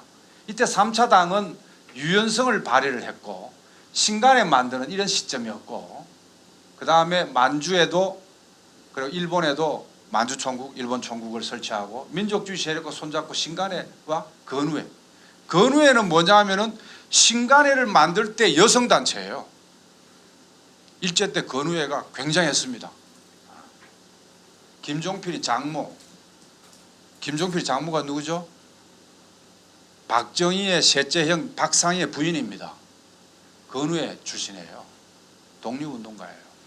박정희의 셋째 형 박상희도 독립운동가입니다. 대우 경북 일대에서는 존경받았죠. 해방공간에서. 46년도 10월 인민항쟁 때 경찰이 총에 맞아 죽었습니다. 이때까지만 해도 박정희가 존경하는 셋째 형님을 경찰이 쏴 죽였다 그래가지고 속에 부글부글 끓었던 남노당 군사부에 있었던 그런 시절이었죠. 나중에 이제 여순항쟁 때 배신을 해가지고 동지 20명 이상을 불어가지고 다 총살시키고 만들고, 그 개새끼가 지금도 똑같아요. 지금도 운동권 변절자들이 악랄한 지금 행위들을 많이 해요. 조선일보에 등장하는 몇몇 인물이 그런 사람들입니다. 보이지 않는 곳에서 못된 짓 많이 합니다. 그런 걸 가려봐야 돼요. 내가 좀 이상한 얘기까지 하네. 자, 4차 조선공산당까지 왔어요. 이때는 당대표가 누구냐? 노동자 출신이었습니다. 그것도 철도 기관사 출신이에요. 이름도 차건봉. 이름도 괜찮죠? 차건봉. 그래도 옥사를 합니다. 그래서 제가 최근에 철도노조 관계자들한테 얘기를 했습니다. 철도노조 뭐 하는 거냐? 철도노동운동 이 선열들을 찾지 않는다면은 지금 철도노조가 아니다. 찾아라. 루트가 나온다. 어디서 태어났고 어느 초등학교 다녔고 3.1운동 때 어떻게 했고 그 루트가 다 나오니까 그 한 2시간 코스 잡아가지고 역사 기행을 하자 라고 얘기를 했는데 모르지 할지 안 할지. 차건봉. 이때까지는 다 지식분자들이에요. 그래서 조선공산당의 한계가 뭐냐? 기본계급 출신들이 부족하고 지식인 중심의 소부르주아 근성이 있어서 대중 속에 깊숙이 들어가서 고생하면서 대중들의 마음을 헤아리면서 대중들의 요구를 대중 자신의 힘을 결집시켜서 실현하는 과정에서 의식과 조직화돼서 당을 건설하는 방식이 아니고 말싸움하고 개파, 팝을 형성을 하고 서로 꼬민테런에 줄대기하고. 그래서 감자도장이라는 말 들어봤어요? 예를 들어 꼬민테런에 가입하려면 도장을 찍어야 될 거 아니에요. 감자도장 해가지고 셀에 찍고 모스크바로 열차 타고 갔다는 거 아니야. 물론 일본 경찰들의 과대 선전도 물론 있습니다만은 실제 파벌과 꼬민테런에 대한 기계적인 어떤 의존, 사대적 건성, 그리고 무엇보다도 대중 속에 깊이 들어가서 그들과 결합하고 그들을 주체로 세우면서 하지 못했던 이런 한계 때문에 일본 놈 탄압이 아무리 거세더라도요 깊이 뿌리 박으면은 이 뿌리까지 다 캐기가 어렵습니다. 진보 정당, 진보 정치라는 거는 뿌리를 깊숙이 내리는 것이 가장 중요합니다. 이게. 지금도 마찬가지예요. 지금 무슨 선거 의회 투쟁을 중심으로 해서 합법정당 하니까 아무것도 아닌 것처럼 보이지만 보세요. 제3지대라 그러면서 문국현, 박찬종 때마다 선거 때마다 무당층이 늘어날 때 그걸 노리고 떠는 정당들이 유지가 되고 있습니까? 한순간에 가버리잖아요. 지금 여야 보수 정당들은 그 뿌리들이 있는 거예요. 지금 무슨 당이지? 국힘당. 국힘당은 해방공간에 이승만의 독립촉성중앙회를 뿌리를 둔 자유당 세력이 뿌리를 둔 거예요. 그럼 민주당은 한민당으로 뿌리 들었는데 한민당은 물론 지주계급을 근간으로 해서 만든 해방공간의 정당입니다만은 여기에서 괜찮은 사람, 신익희 선생이라든지 상대적으로 보수적이지만 이 사람들이 만든 민주당 뿌리를 두고 있거든요. 계급적으로는 명백한 한계가 있습니다. 자, 그 사람들 나름대로 뿌리가 있는 거예요. 우리 뿌리는 어디야? 노동자 농민 일하는 사람들이 뿌리고 그다음에 각계각층에 하더라도 깨어있는 촛불 이런 쪽이 우리 뿌리란 말이죠. 이걸 단단하게 하면은 저들이 무슨 뭐 간첩 조작 사건을 해서 정치 공세를 하든 뭐 탄압을 해서 뭐 건설을 뭐 어떻게 하든 뿌리만 있으면 다시 살아나고 확대할 수가 있다. 그런데 일제화 때 조선공산당은 그러지 못했다. 자, 기억 김재봉 책임비서, 강달령, 진주광씨, 김철수 오래 삽니다. 이분은 남쪽에 오래 살았어요. 그다음 이때 여러 당 대표 있었다 그랬잖아요. 안광천, 뭐 김세연, 차건봉, 멋있죠? 차건봉. 자, 그런데 자유시 참변이 우리 독립운동사의 첫 번째 가는 최대 비극이라면은 두 번째 또 비극이 있었네. 이거는 꼭 알아야 됩니다. 그게 뭐냐? 반민생단 처리 과정에서 좌경적 오류로 인해서 동지가 동지를 죽이는, 수백 명을 죽이거나 겁나니까 튀거나 도망가거나 그중에 일부는 일본한테 귀순하거나 이런 가슴 아픈 역사가 만주에서 있었습니다. 만주에서. 처음에 동기가 이렇습니다. 일본 놈이 간도에 있는, 만주에 있는 조선인 자치다. 자, 조선인은 자치해 준다 이거야. 어? 식민지지만은 자치해 준다. 그러면 중국 사람은 어떻게 생각하겠어? 조중이간을 하는 겁니다. 왜냐하면 조선 사람들은 중국 지주 밑에 소장농으로 많이 살았거든. 근데 조선은 여기 지위를 키워줘. 그러면 중국 사람은 이해관계가 불일치할 거 아니야. 그래서 조중이간 정책을 위해서 만든 민생단이라고 있었습니다. 이 민생단을 누구냐 하냐? 이 김동완이가 누구냐 하면은 아까 대한독립군단에 무장투쟁한 사람입니다. 청산리 대첩에 참여하고 러시아에 가서 한때 사회주의자예요. 사회주의 계열이었던 이 사람이 이거 뭐 자유주의 참변을 보고 상처받아서 그랬다고 치더라도 이렇게 노골적인 친일파가 민생단의 책임을 맡았어요. 박석윤, 김동완 이런 자들이 친일파 협의해가지고 한국 사람인데 육군 대자 출신의 박두영을 단장으로 해서 민생단을 만들었는데 민생단을 만들니까 오히려 너무 자치를 허용해주면 일본한테 손해가 되는 또 이렇게 마음이 바뀐 거예요. 그래서 5개월 만에 문을 닫았는데 이때부터 이간책이 시작된 겁니다. 공작이. 그래서 일본 헌병대가 저 항일 유격 때 31년도 9.18 사변을 통해 가지고 일본이 만주를 먹지 않습니까? 이때부터 만주에서 항일 유격대가 시작되거든. 항일 유격대가 쪼개버려야 돼.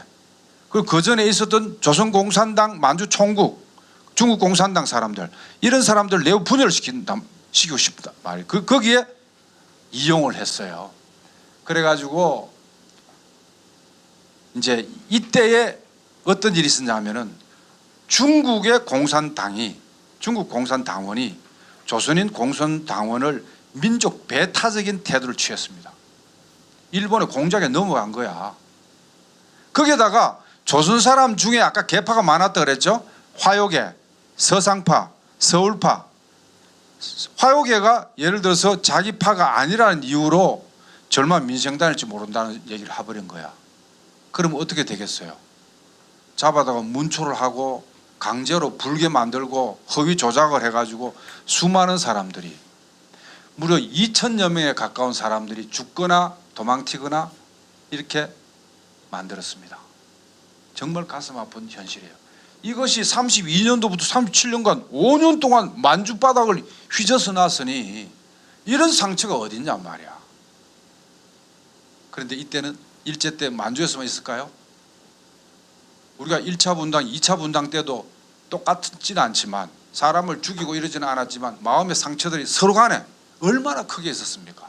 이것이 오늘날 진보 대연합 안 되게 만드는 장애 요소가 아니란 말입니까?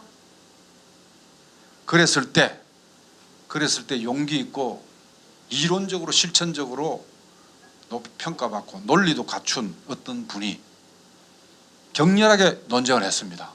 도대체 중국 공산주의자하고 이게 35년 2월달에 다홍해 회의하고 6월달 요영구에서 아픈 몸을 이끌고 가가지고 회의를 하면 열흘씩 하는 모양이에요. 그때는 중요 회의를 만나기도 어려우니까 거기서 격렬하게 얘기합니다.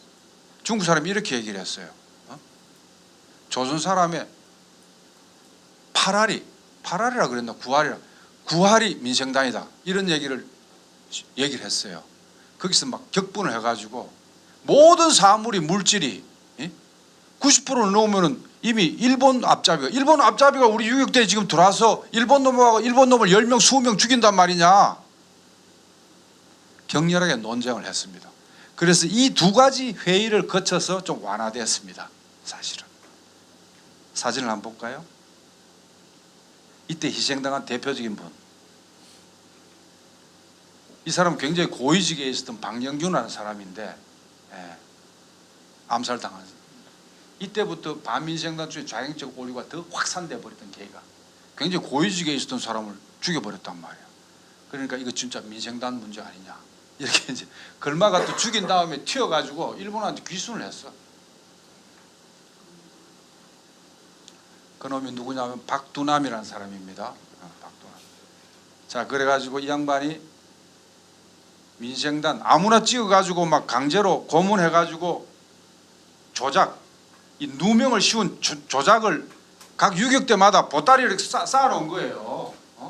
여차하면 그 보따리 서류 뒤져가지고 근거 찾아가지고 해치려고 가져오라 그래가지고 불질러 버렸습니다. 그림이에요 이거는. 그 당시 사진을 안 찍어놓은 것 같아.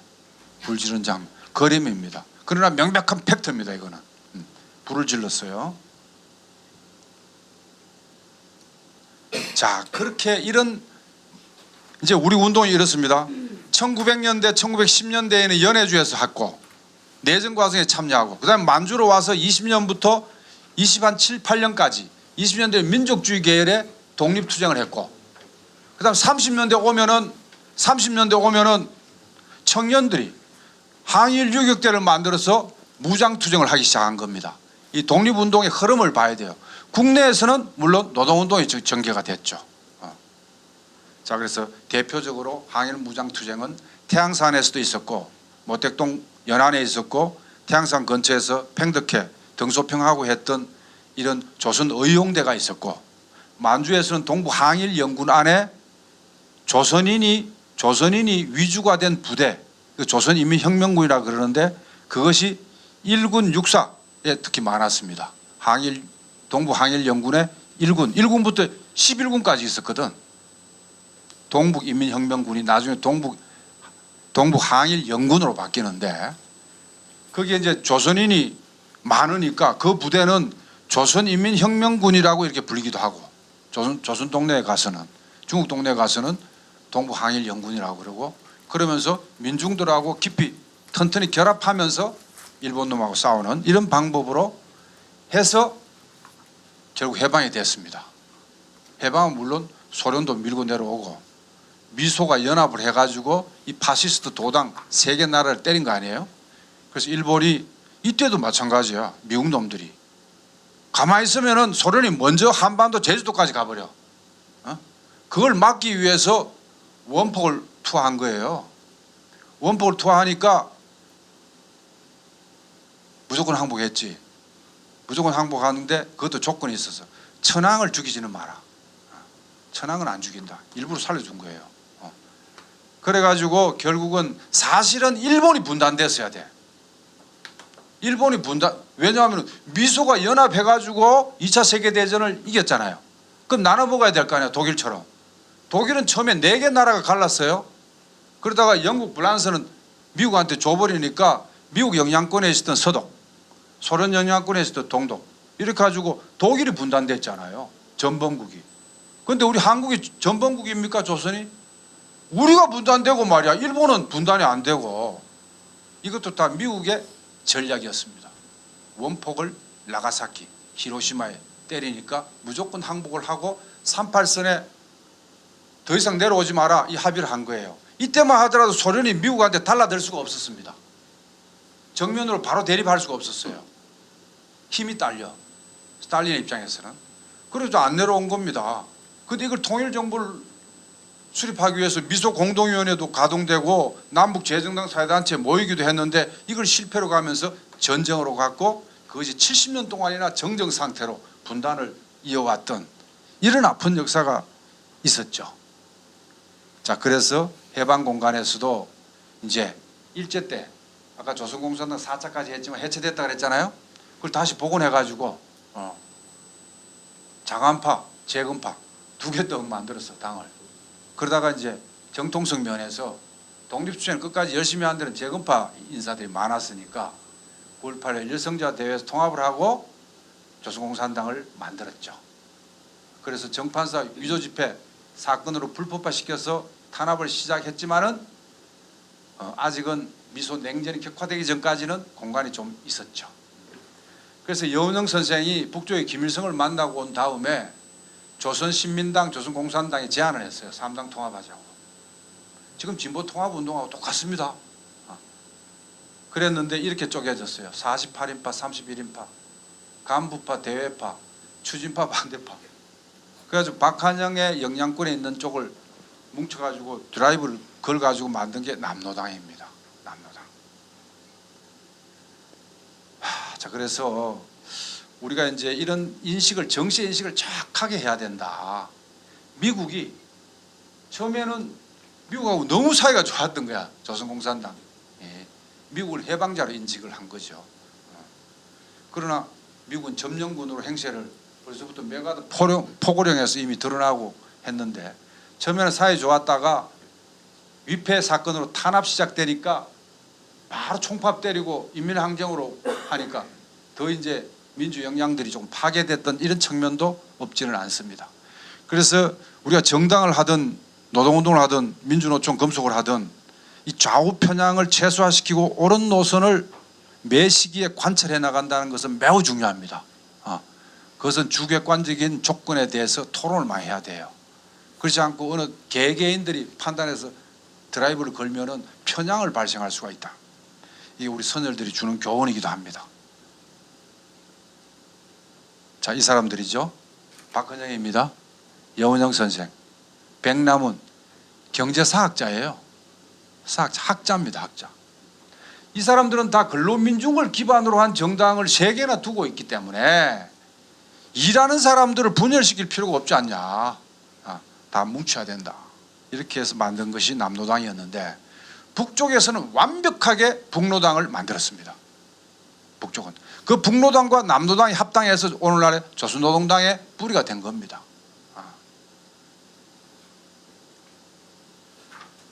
자, 그래서 전후 53년도 7월 27일 날 정전협정이 맺어지잖아요.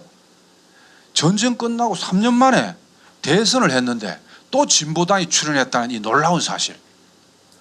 우리 이 한국 국민들요, 내가 국수주의자도 아니고 뭐 아무것도 아닌데 저는 상당히 좀 위대한 민족인 것 같아요.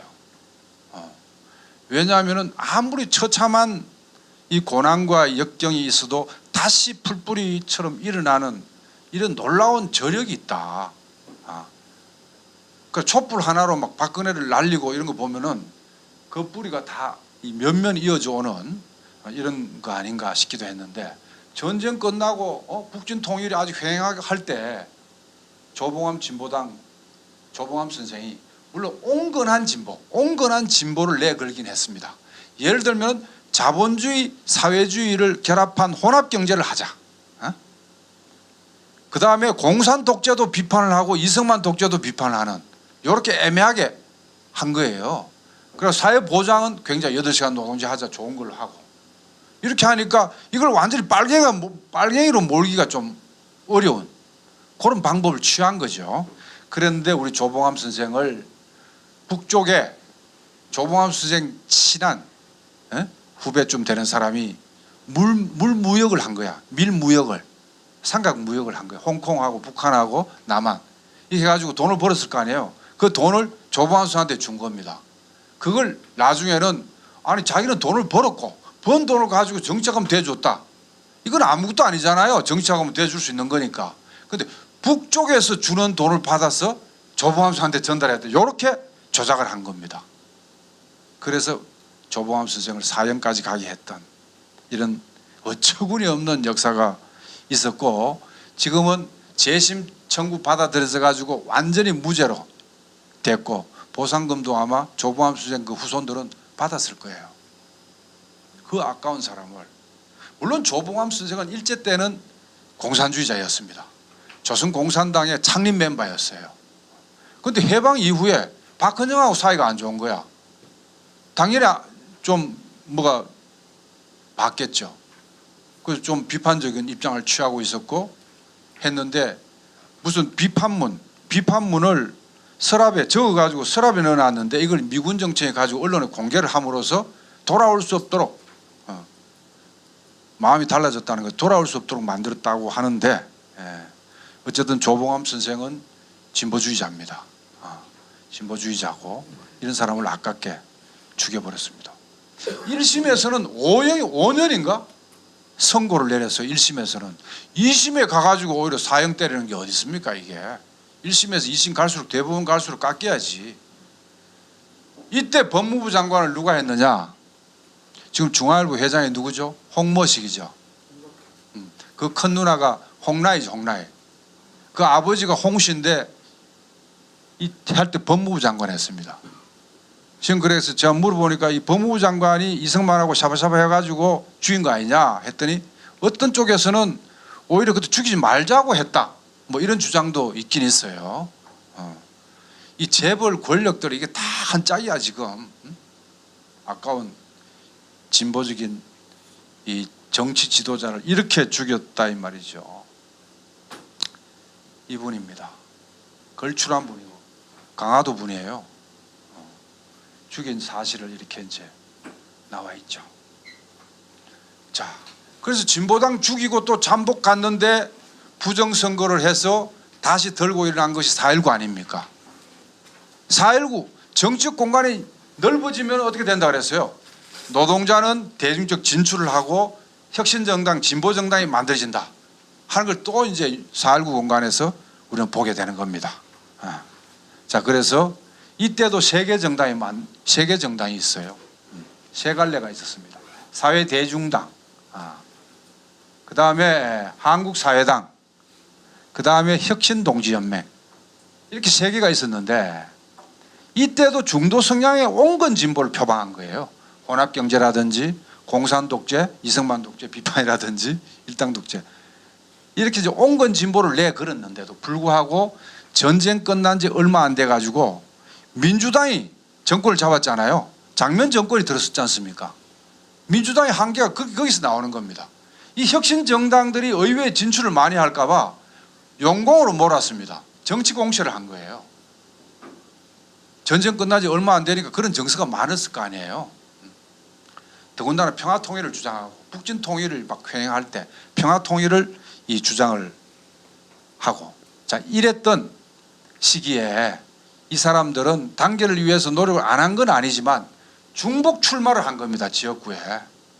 중복 출마, 이 교통정리까지도 못하는 이런 바람에 사실은 7.29 선거 때 매우 저조한 성적을 가졌죠. 민의원 4명, 참의원 1명 당선됐습니다. 반공정서가 있었다든가 시기가 짧아서 준비가 부족하다든가 후보들이 인지도가 좀 낮았다든가 했지만 혁신체제 분열도 상당한 이유가 됐다 하는 것을 그 이후에 다시 진보 대통합 노력을 기울였는데 5.16 쿠데타가 터진 거예요.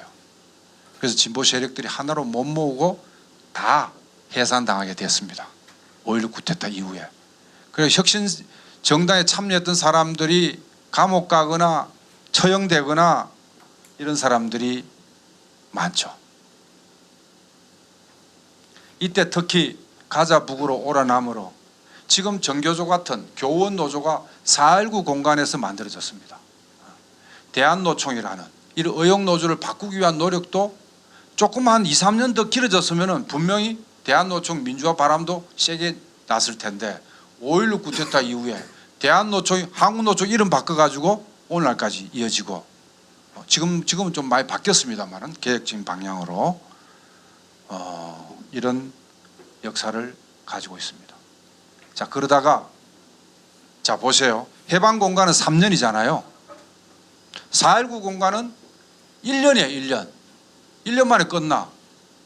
자 그런데 79년 11.6부터 5.17까지 이거는 1년도 아니야. 이거 몇 개월이야 이거. 한 7개월 6개월 너무나 짧았어요. 80년 5월 달이 전두환이가 확대 계엄을 하지 않고 2년 3년 갔으면은 반드시 그때 진보정당 나왔습니다. 그러고 자주적이고 민주적인 노동조합의 전국 조직이 만들어졌을 거예요. 항우노총을 개혁하고 민주화하는 움직임이 반드시 그때 있었을 겁니다. 그런데 갈수록 짧아지네. 해방공고는 3년, 4.19는 1년, 그 다음에 80년은 더 짧아. 그래가지고 다시 철권 통치 밑에서 신음하는 이런 몇 년을 보내고 더 이상 눌러서는 안 된다. 또 직선제 개헌운동. 이것이 이제 83년도 하반기부터 이른바 유화조치라 그래 조금 풀어줘요. 그때 이제 우리가 현장활동 들어가고 그러면서 사실은 6월 항쟁을 가져온, 그래서 공간을 열어서 7, 8월 7, 9월 대투쟁이 일어나고 그때부터 이제 자주적이고 민주적인 노동조합이 지역별로 업종별로 전국적으로 단결을 하고 그걸 토대로 해서 진보정당들이 태동하기 시작한 겁니다. 다시 복권하기 시작한 거죠. 자, 백거한 선생 87년도 12월 달에 대선에 나왔는데 중간에 사퇴를 합니다. 그래도 자기가 나와가지고 또 노태우를 당선시킬 수가 있느냐. 근데 양김이 분열돼 가지고 또 노태우가 36%로 당선돼 버렸잖아요. 그런데 노태우가 당선됐지만 여소야대였습니다. 그게 굉장히 중요합니다.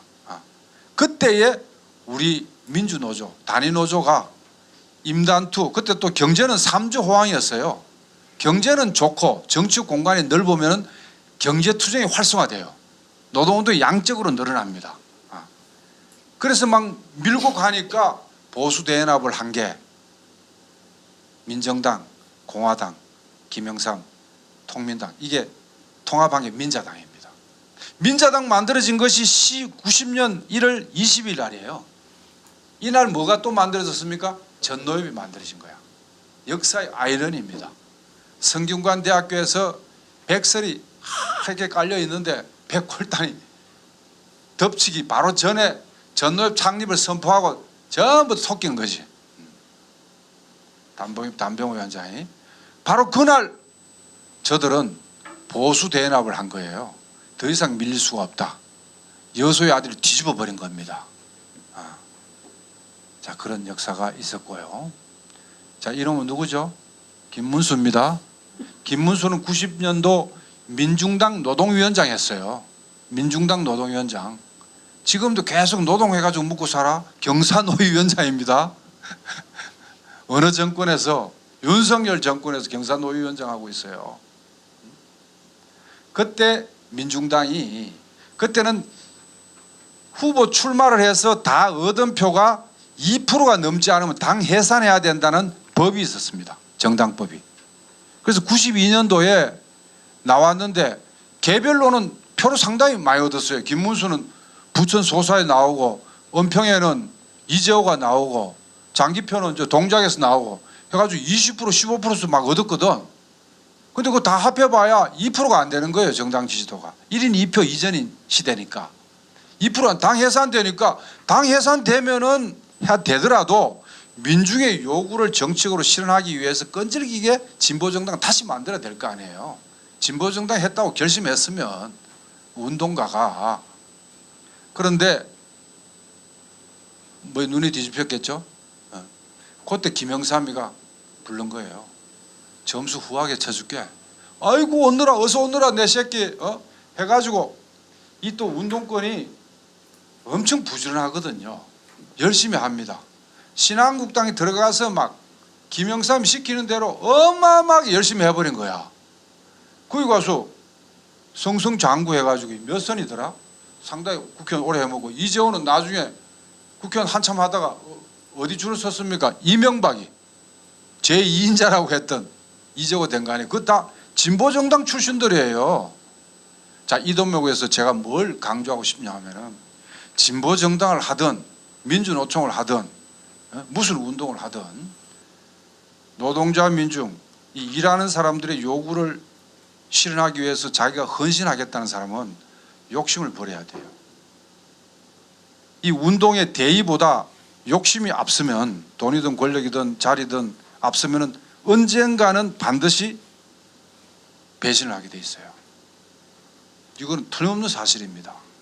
그런 사람은 수도 없이 지난 105년 동안 많이 봤어요.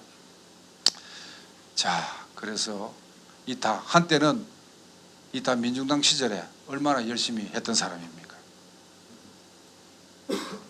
자, 그래서 대중 조직이 결의를 하지 않고 만든 진보 정당들은 뿌리가 약하더라. 드디어 날치기 총파업 이후에 국민 성립 20일 이후에 민주노총이 결의해서 민주노총의 선언과 강령에 입각해서 만든 것이 2000년 1월 30일 날 민주노동당입니다. 역사적인 날이죠. 이렇게 만들었습니다. 그래서 2004년도에 몇 명? 10명 돼가지고 사진 잘 찍었네요. 국회의원들입니다. 그리고 열심히 국회 안팎에서 열심히 싸웠습니다. 그리고 또 세비를 딱 당에서 걷어가지고 150만 원만 줬나? 그때 그래가지고 국민들로부터 박수는 많이 받았는데 본인들은 막 확 힘들어했습니다. 우리 그 당시에 생활임금인가 무슨 기준을 맞춰가지고 세비가 꽤 많이 나오는데 당 재정은 어려우니까 다 당에 기소시키고 150만 원만 가져가라고 했더니 본인들은 굉장히 어려웠지만 그러나 자부심은 있었죠. 우리는 다르다. 여야 보수정당하고는 다르다는 모습도 한때 보여줬던 이런 시절도 있었죠. 자, 그러다가 아까 제가 얘기했죠. 1심의 사건이라는 공안 탄압과 내부의 패권주의 분파주의 이것이 불붙으면서 여기 심상정 비대위원장 했을 때 제명에 관한 건을 떡 올리는 거예요. 중재를 썼는데 실패하니까 이 양반하고 요 옆에 노회찬하고 심상정이가 먼저 나갔어요. 심상정이가 그 다음에 노회찬이가 못 이기지 정말 나가기 싫은 걸 나가더라고. 지금은 고인이 됐는데 어쨌든 잘 나갈 때 국회 열심히 투쟁했고 이건 1심회 때 공안탄압 규탄하는 기자회견을 했고 자 나와가지고 진보신당 만들었는데 제가 지금 뭘 또 강조하고 싶나 하면은 우리 민중들은 과학이라는 거예요. 민심은 과학이라는 것을 제가 2차 비상대책위원회 2008년도 2월 달에 천영세 비상대책위원장을 모시고 제가 집행위원장을 했습니다. 민주동당 사무총장격인데 좀 권한을 많이 위임받은 비상인데 당은 살려야 될 거 아니에요. 그래서 그런데 너무나 민심이 정확하냐 하면은 2008년도 당 쪼개진 다음에 진보신당도 나왔는데 민주노동당은 비례 지역구 2명이나 당선시켜 주는 거예요. 권영길 강기갑. 그 다음에 비례 장애인 여성, 비정규직 남성, 시민사회단체 대표 여기 3번이 이정희 대표였습니다. 5명을 딱 주는 반면에 저는 6명을 만들기 위해서 굉장히 노력을 많이 했는데 5.75%만 딱 주는 거야. 1인 2표. 그런데 진보신당은 3%가 나오면 비례가 하나 나오는 거예요. 지역구에서 당선 안 돼도. 여기는 또 2.3%를 안 주는 거야. 2.8% 이렇게 딱 주니까 지역구도 떨어져 비례도 못 나와가지고 이렇게 됐죠. 그랬는데 2010년도가 왔어. 지방선거 때. 이때는 이제 민주동당은 조금 남아있는 쪼개진 민주동당은 조금 성적이 좋았는데 진보신당은 유명 인사들 있잖아요. 심상정 노회찬. 경기도지사 서울시장 출마했는데 심상정 유시민을 위해 사퇴했거든. 이래가지고 당내에서 또 말이 많은 거야. 또 노회찬을 끝까지 완주를 해버려가지고 오세훈을 또 당선시켜버린 거예요. 그러니까 일반 시민들한테 이게 안 맞잖아요. 욕을 많이 먹기 시작한 것이. 자, 그때부터 이제 제가 저를 비롯해서 많은 사람들이 강기갑 대표하고 제가 민주노동당 진보대통합 추진위원회 공동위원장입니다. 진보대통합을 이제 추진을 했죠. 추진을 했는데 처음에 진보대통합 추진은 나간 진보신당 땡기고 이런 구상이었는데 나중에는 좀 변질이 됐어요. 어느 쪽에 의해서 뭐 북콘서트도 해버리고 이러니까 진보신당 쪽에서 3분의 2 결의가 안 나와버리는 거야. 그러니까 당은 민주노동당하고 참여당이 되고 통합연대라는 이름의 진보신당의 일부 세력, 다수 세력이지만 이렇게 3자가 결합한 것이 통합진보당입니다. 그래서 이렇게 사이 좋은 시절이 있었어요. 이렇게 사이 좋은 시절이 특히 이 두 사람이 사이 좋잖아요. 사회 좋은 시절이 있었는데 이게 지금 우리가 2008년도 4월 달에 18대 국회에서 5명. 그래 광우병 촛불에서 또 민주동당 뜨고 강기갑 공중 부양하는 강기갑. 그냥 국회에서 완강하게 잘 싸워주고. 자 이랬는데 이게 13석까지 당선시켰습니다. 2012년도 4월 달에 됐는데 정말 부실부정 선거가 없었더라면 또 있어도 빨리 정치로 수습하는 노련한 어떤 정책 지도력이 있었다면 그때 이 부실부정 이런 거는 서로 면피하고 니 탓이라고 하면 다 죽는다. 책임을 지고 몇 사람 물러나야 된다 라고 했는데 윤검순 의원만 물러났습니다. 기억하시죠? 지금도 막 콱 막히는데 그때 딱딱 정치적으로 이 중요한 거는 말이에요. 제가 법 위에 정치 있습니다. 법 위에 정치 위에 종교 있어요. 법으로 안 되는 거는 정치적으로 해결할 수 있습니다. 인간사회에서 정치로 해결 안 되는 거는 영적으로 맡겨야 돼요. 신앙으로 마음을 달랠 수밖에 없어요. 그런데 뭐 잘못한 게 있냐, 법적으로 문제가 있냐는 무슨 이런 식으로 따져가지고 다 망해버리는. 자 그래서 이 중앙의 폭력도 일어나고. 자 그래서 나간 게 이 사람들 정의당입니다. 또 통합진보당 남겨놓고. 통합진보당은 어떻게 됐어요? 공안 탄압에 의해서 정말 이석기 중심의 내란 선동이라고 낙인 찍이면서 정치 공세뿐만 아니라 아예 싹 얼마나 압수수색을 많이 하고 얼마나 많은 사람을 조사받게 하고 이석기에 9년을 살게 하고 현대에서도 전혀 50년대 조보함 그 다음에 거의 더 일찍이 일자의 조선노동당을 4차까지 사건을 만들어서 수백 명을 구속시키던 이런 현상이 뽀젓이 개명된 세상이라 2000년 21세기에 계속 벌어지고 있는 이 현실.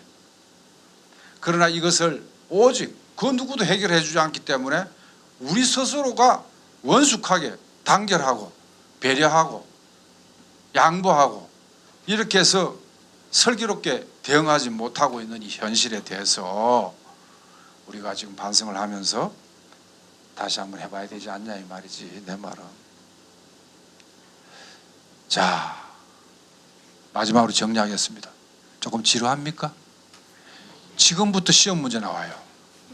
지금부터 이 시험 문제 나오는 걸 얘기한단 말이에요. 정신 차려야 됩니다. 바짝.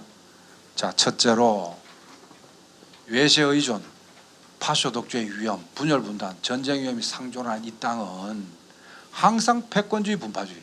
이거는 동전의 양면입니다. 다수파의 패권주의, 소수파의 분파주의 우리가 있는 겁니다. 어느 조직이든. 그럴 때 다수가 항상 더 잘해야 됩니다. 아니 우리가 결정하니까 니네 따라와. 안 됩니다. 요즘은 특히. 예를 들어서 당 내에서 다수파가 7할이고 소수파가 3할이라고 합시다. 그럼 70%를 공직 당직을 싹쓸이 다 먹으면은 당이 쪼개집니다. 필연적으로. 70% 세력이 있지만은 한 몇 프로나 할까? 한 40%만 해야 돼. 파격적으로. 30% 하면 더 좋고. 안 그래 태어라.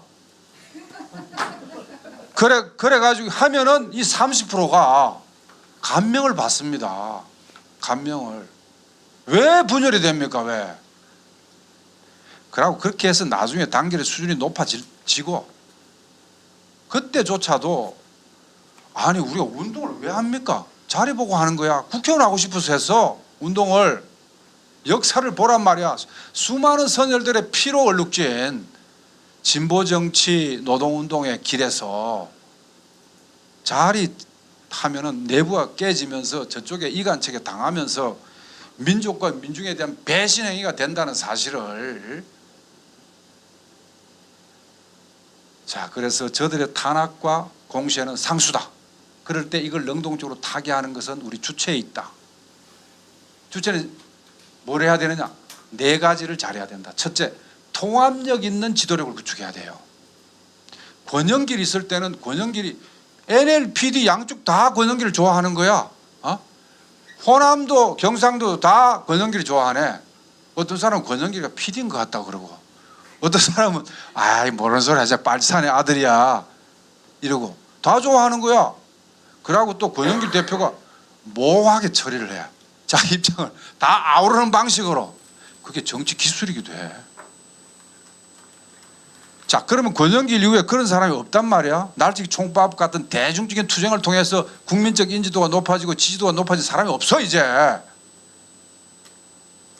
그래도 조금 있는 사람들을 끌어모아서 전면에 골고루 내세워야 돼. 한 사람으로 부족하면 두세 명, 서너 명을 전면에 내세우는 거야.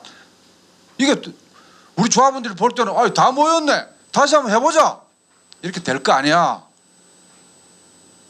양경수만이 아니라 한상균, 김명한, 나순자 싹 해가지고 우리 같이 한번 해보는 모습을 이렇게 보이는 것 자체가 정치 행위고 단결의 모습이에요.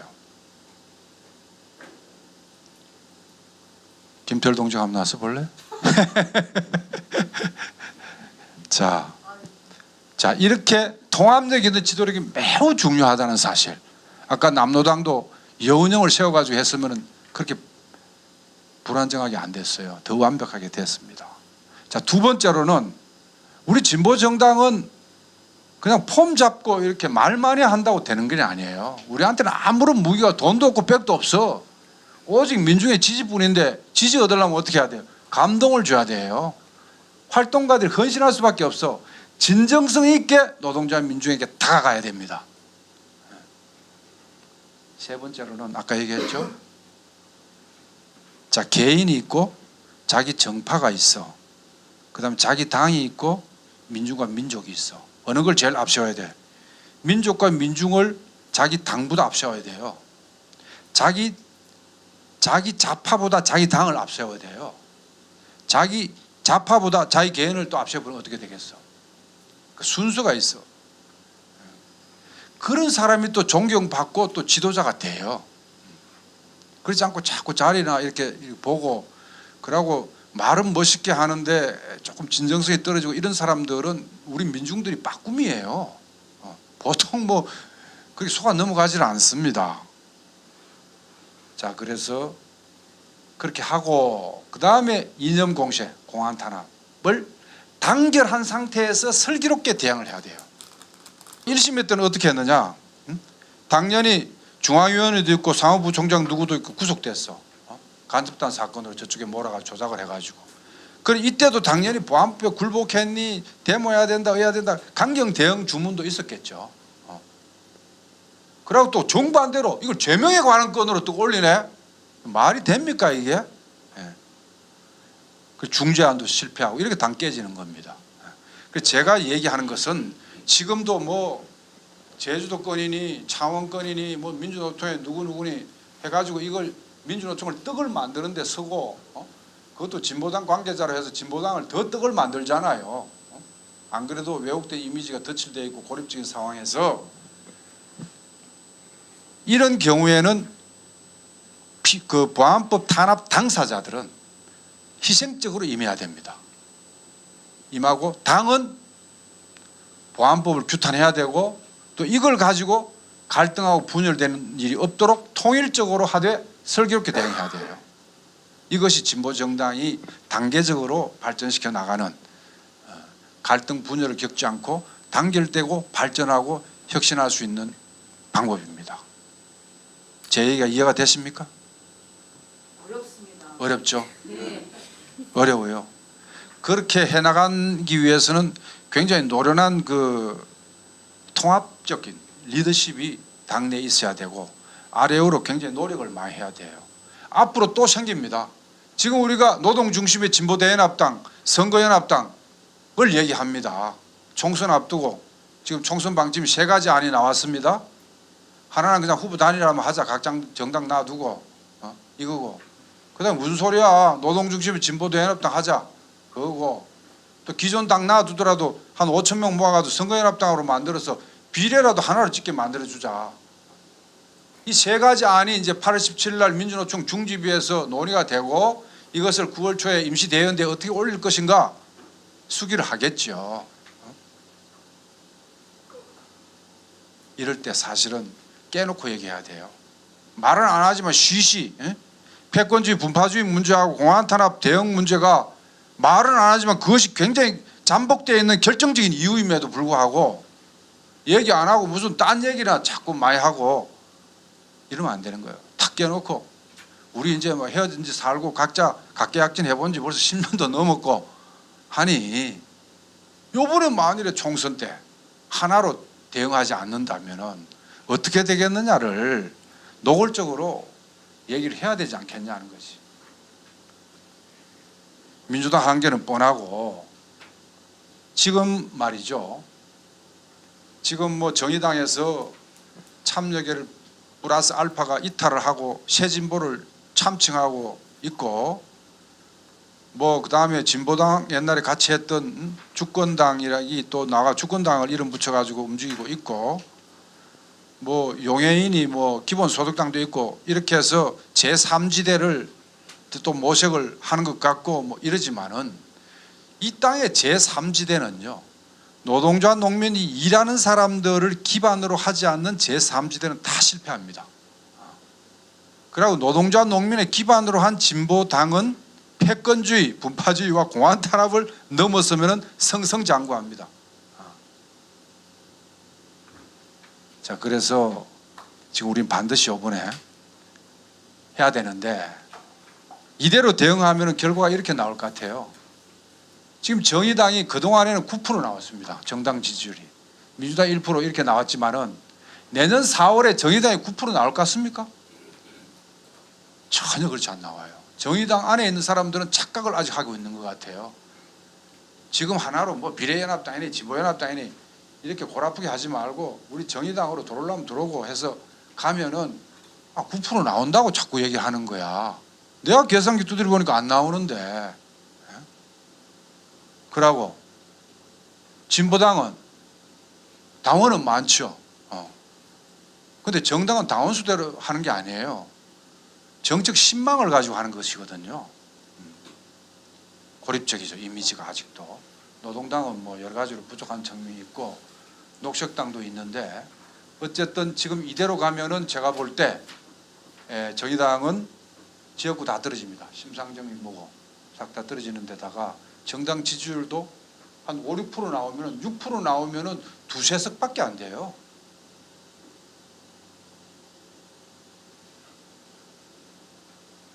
자, 그래서 이대로 가면 안 된다. 그리고 거기에다가 민주당까지 지금 국힘이 윤석열 정권이 죽이려고 하는 이 민주당까지 혁신 통합하지 못한다면 내년 총선 결과는 어떻게 될 것인가? 그러니까 윤석열 퇴진될 것인가? 미생민주 평화 생태 나라를 좀 덜 망치고 있습니까? 골고루 구석구석 망치고 있잖아요. 잼버린가 그까지도 오늘날 도대체가 이렇게 망쳐서 한 5년 망쳐놓으면요 이 되돌리기 나중에 정권 바꿔서 되돌리기가 굉장히 어렵답니다. 상당한 시간이 걸린다네요. 자, 그래서 이번 총선에 잘하자. 어떤 사람은 이렇게 얘기를 합니다. 너무 급하게 하지 말자. 이번 총선까지는 그냥 각자 하고 총선 끝나고 충분히 준비해서 잘하자 이런 얘기 있는데 정치적인 계기 중요한 일정을 완전히 무시하고 준비했다가 잘하자 이건 거짓말이에요. 되지가 않습니다. 자, 그래서 뭉치니까 계산이 나옵니다. 지금 이것만 해도 몇 프로입니까? 11.5%가 돼요. 단순 계산해도 시너지 효과까지 하면 더 나옵니다. 2004년도에 13.1% 나와가지고 비례 8명 먹었거든요. 자, 그래서 비례도 많이 당선되지만 지역구는 어떤가? 지역구는 우리가 선택과 집중을 하고 민주당한테 연대를 관철시킨다면은 민주 진보 범야권 단일 후보로 해서 1대1로 만들어서 이쪽에 국회의원을 또 많이 당선시킬 수가 있습니다. 2012년도보다 더 나은 성과를 가져올 수가 있어요. 이렇게 되면은 바깥의 대중투쟁과 국회 안의 의회투쟁이 결합을 해서 우리 노동자들의 정책, 사회적, 경제적 지위를 향상시키는 데 도움이 되겠습니까? 안 되겠습니까? 대답이 없네. 되겠습니다. 됩니다. 되게 돼 있어요. 자, 그래서 남은 과제는 이제 우리는 그렇습니다. 뭐 NLPD 뭐 사민주의, 사회주의, 뭐 민족주의 다 좋은데 우리의 진보적 가치와 정책 위주로 할 때는 이렇게 대표적으로 노동 존중해야 되고요. 민족 자주 실현해야 되고 사회 평등 실현해야 되고 그다음에 생태, 기후위기 극복해야 되는 이것이 주된 진보적 가치입니다. 그 외에 뭐 또 다양한 게 있겠죠. 섞으면 돼요. 그걸 강령으로 표현하고 정책 공약으로 제시하면 됩니다. 자, 이걸 어떻게 실현하느냐? 노동자 민족의 직접 정치. 아까 대중투쟁을 위주로 선거의회 투쟁을 보조축으로 온오프라인 결합 방식으로 한다는 것이죠. 그런데 구호만 직접 정치 해놓고는 공천은 전부 다 대학 출신의 활동가들만 다 차지해. 이거 직접 정치 맞습니까? 조금 부족해 보여도 가방끈이 좀 짧아도 노동조합 오래 하면 훨씬 더 유능하게 정치할 수 있어요. 이런 사람한테 나가라고 해야지. 양보를 해야 돼. 응? 직접 정치란 말을 함부로 쓰는 게 아니다. 그러나 서기 시작하면 철저하게 직접 정치 원리를 관철시켜야 된다 라고 강조하고 싶습니다. 자, 그렇게 해서 지금 연합당이기 때문에 당 안에 당 명칭 사용하는 거예요. 노동중심의 진보연합당은 중앙선관위에 등록하는 당은 하나예요. 그 당 안에 당 이름을 사용할 수가 있고 의결기구, 집행기구, 자금 배분에 있어서 배분하는 거예요. 연방제 방식으로 당을 운영하는 것입니다. 그리고 마음에 안 들면 나갈 수도 있어. 또 나갔다가 다시 돌아올 수도 있고 이렇게 상당한 기간 차이를 인정하고 연합당을 운영해보자는 거예요.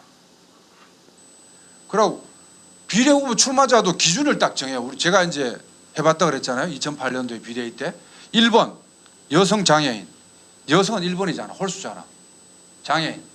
2번 노동자한테 비정규직, 3번 시민사회단체, 뭐 4번 기준이야 대의에 입각한 기준이 쭉 나올 거 아니에요. 환경 뭐 당선 가능한 기준에 따라서 예를 들어서 정의당이 너가 단독으로 나갔을 때 얻은 만큼 보장해 주겠다는 거야.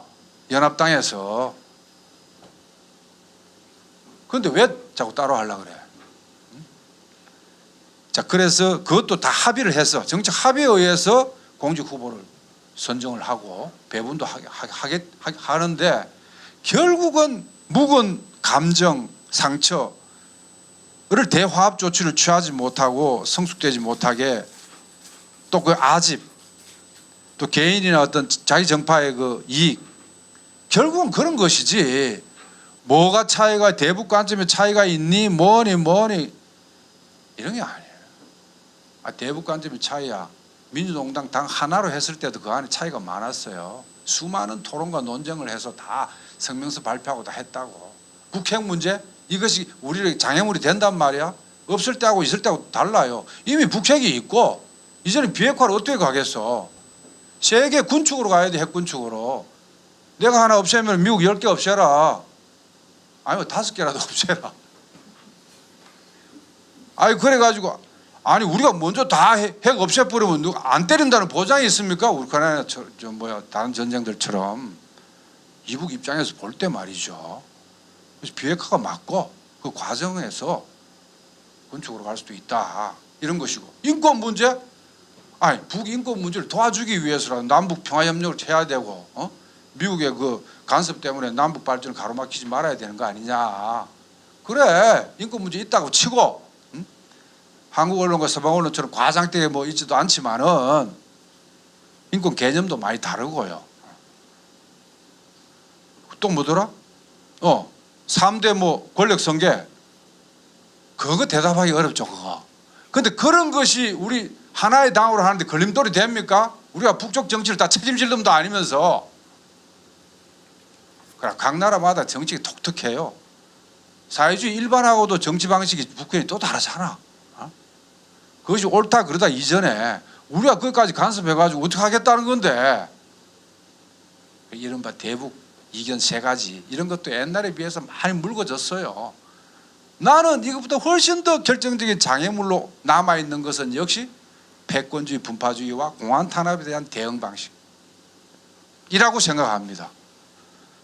여기 동의하는 사람 박수 한번 쳐보세요. 내가 꼭 박수 치라 그래야 어거지로 치네요. 어거지로 치.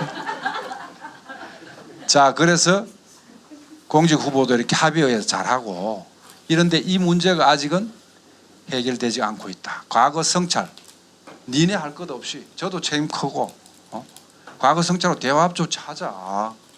패권주의 분파주의 재발 방지 하도록 하고 제도만 된다고 해서 패권주의가 극복되는 건 아닙니다. 자세가 매우 중요합니다. 특히 다수파의 자세, 다수파 중에도 지도적 인물의 자세, 이 굉장히 중요합니다. 먼저 해야 돼. 선방을 날려야 돼. 그런 마음이 좀 풀어져. 그래도 해결되지 않는 것 또 여러 가지 프로그램을 가동해서 하고 이래야 되는데 아직은 그렇지 못한 것 같아요. 민주노총 대진조직에 막 의결기구나 맡겨놓고 말이야. 이 책임 있고 비중 있는 이런 활동가들이 지금 뭐가 있는지 모르겠네. 힘도 없는 정성에만 목이 쉬도록 외치고 있고. 제가 좀 힘이나 있으면 좀 좋겠는데. 자, 이렇게 하면은 될 것 같다고 생각이 들고, 요번에 하여튼 결론적으로 말씀드려서 지금은 미중 전략 대결 시기다. 이제는 미국 일극 패권에서 다극화로 넘어가는 상황이다. 우리가 과거에 미국에 일방적으로 의존했던 적은 나라가 아니다. 우리 힘이 경제적으로 정치적으로 굉장히 크다. 그럼 이제는 미국에서 당당하게 임할 때도 됐다. 조금 밀어붙이고 미국도 밀린다. 이럴 때 공간이 열리면서 미중이 균형일 때 우리 민족끼리 단결하면은 이 비약적으로 발전하거든. 지금 만일에 유경환 선생이 오늘 얘기를 했을 거예요. 미국이 약화되고 있다고. 탈미가 세계 도처에 일어나고 있다고. 미국이 약화되면 어떻게 되겠어요? 미국이 약화된 조건에 미국이 중국을 견제하기 위해서라도 북미 관계, 대북 전략을 수정할 가능성이 있습니다. 왜냐하면 계속 몰아버리면 상대방이 더 커질 거 아니에요. 북중도 뭉치게 하면 미국이 손해예요, 이익이에요. 갈라놓는 게 좋을 거 아니에요. 그렇다고 해서 조중 간에 갈라침이 당하느냐, 그렇지는 않아요. 항상 조선에서는, 북에서는 이렇게 얘기합니다. 미국하고 대화하기 전에 중국 방문해가지고 다독여 놓고 미국하고 대화합니다. 이 굉장히 중요한 얘기예요. 균형 외교하겠다는 것이. 자, 그래서 미국의 대중 견제가 미국의 최고의 대외 전략이라면은 미국의 대북 전략이 미국의 힘이 약화되는 만큼 달라질 수가 있다. 자, 이럴 때 우리한테 찬스가 온다. 남쪽은 또 이거 남북 관계 전체는 또 우리도 일을 해야 되지만 남쪽은 우리가 그냥 책임져야 된단 말이에요. 북이 해주는 게 아니에요. 우리 진보 세력이 하나로 통합은 좀 수준이 높다면 연합이라도 해가지고 민중이 볼 때 아이고 잘하네, 믿고 맡길 수 있겠네, 민주당의 한계를 좀 극복하는 요소가 있네. 그러나 이쪽이 아직 집권 세력은 되기는 좀 부족한 것 같다. 그러면은 진보 세력하고 민주 세력하고 연대해가지고 뭐 한번 해봐라, 뭐 이런 얘기도 있을 거고. 그래서 이런 과정에서 우리가 노동자의 사회경제적 지위만이 아니라 정책 지위를 향상시키고 궁극적으로는 한국사회 대변혁, 민주변혁을 실현하고 더 나아가서 평화협력과 연합방 통일로 뻗어나가는 이런 길로 가는 게 좋지 않겠나. 동의하시면 박수 한번 치고 라고 저는 생각을 합니다. 라고. 지금 시간이 너무 많이 지났죠? 너무 많이 지났고 화장실도 가야 되고 질문을 없애리라고 봅니다. 예, 수고하셨습니다. 강의 듣느라고.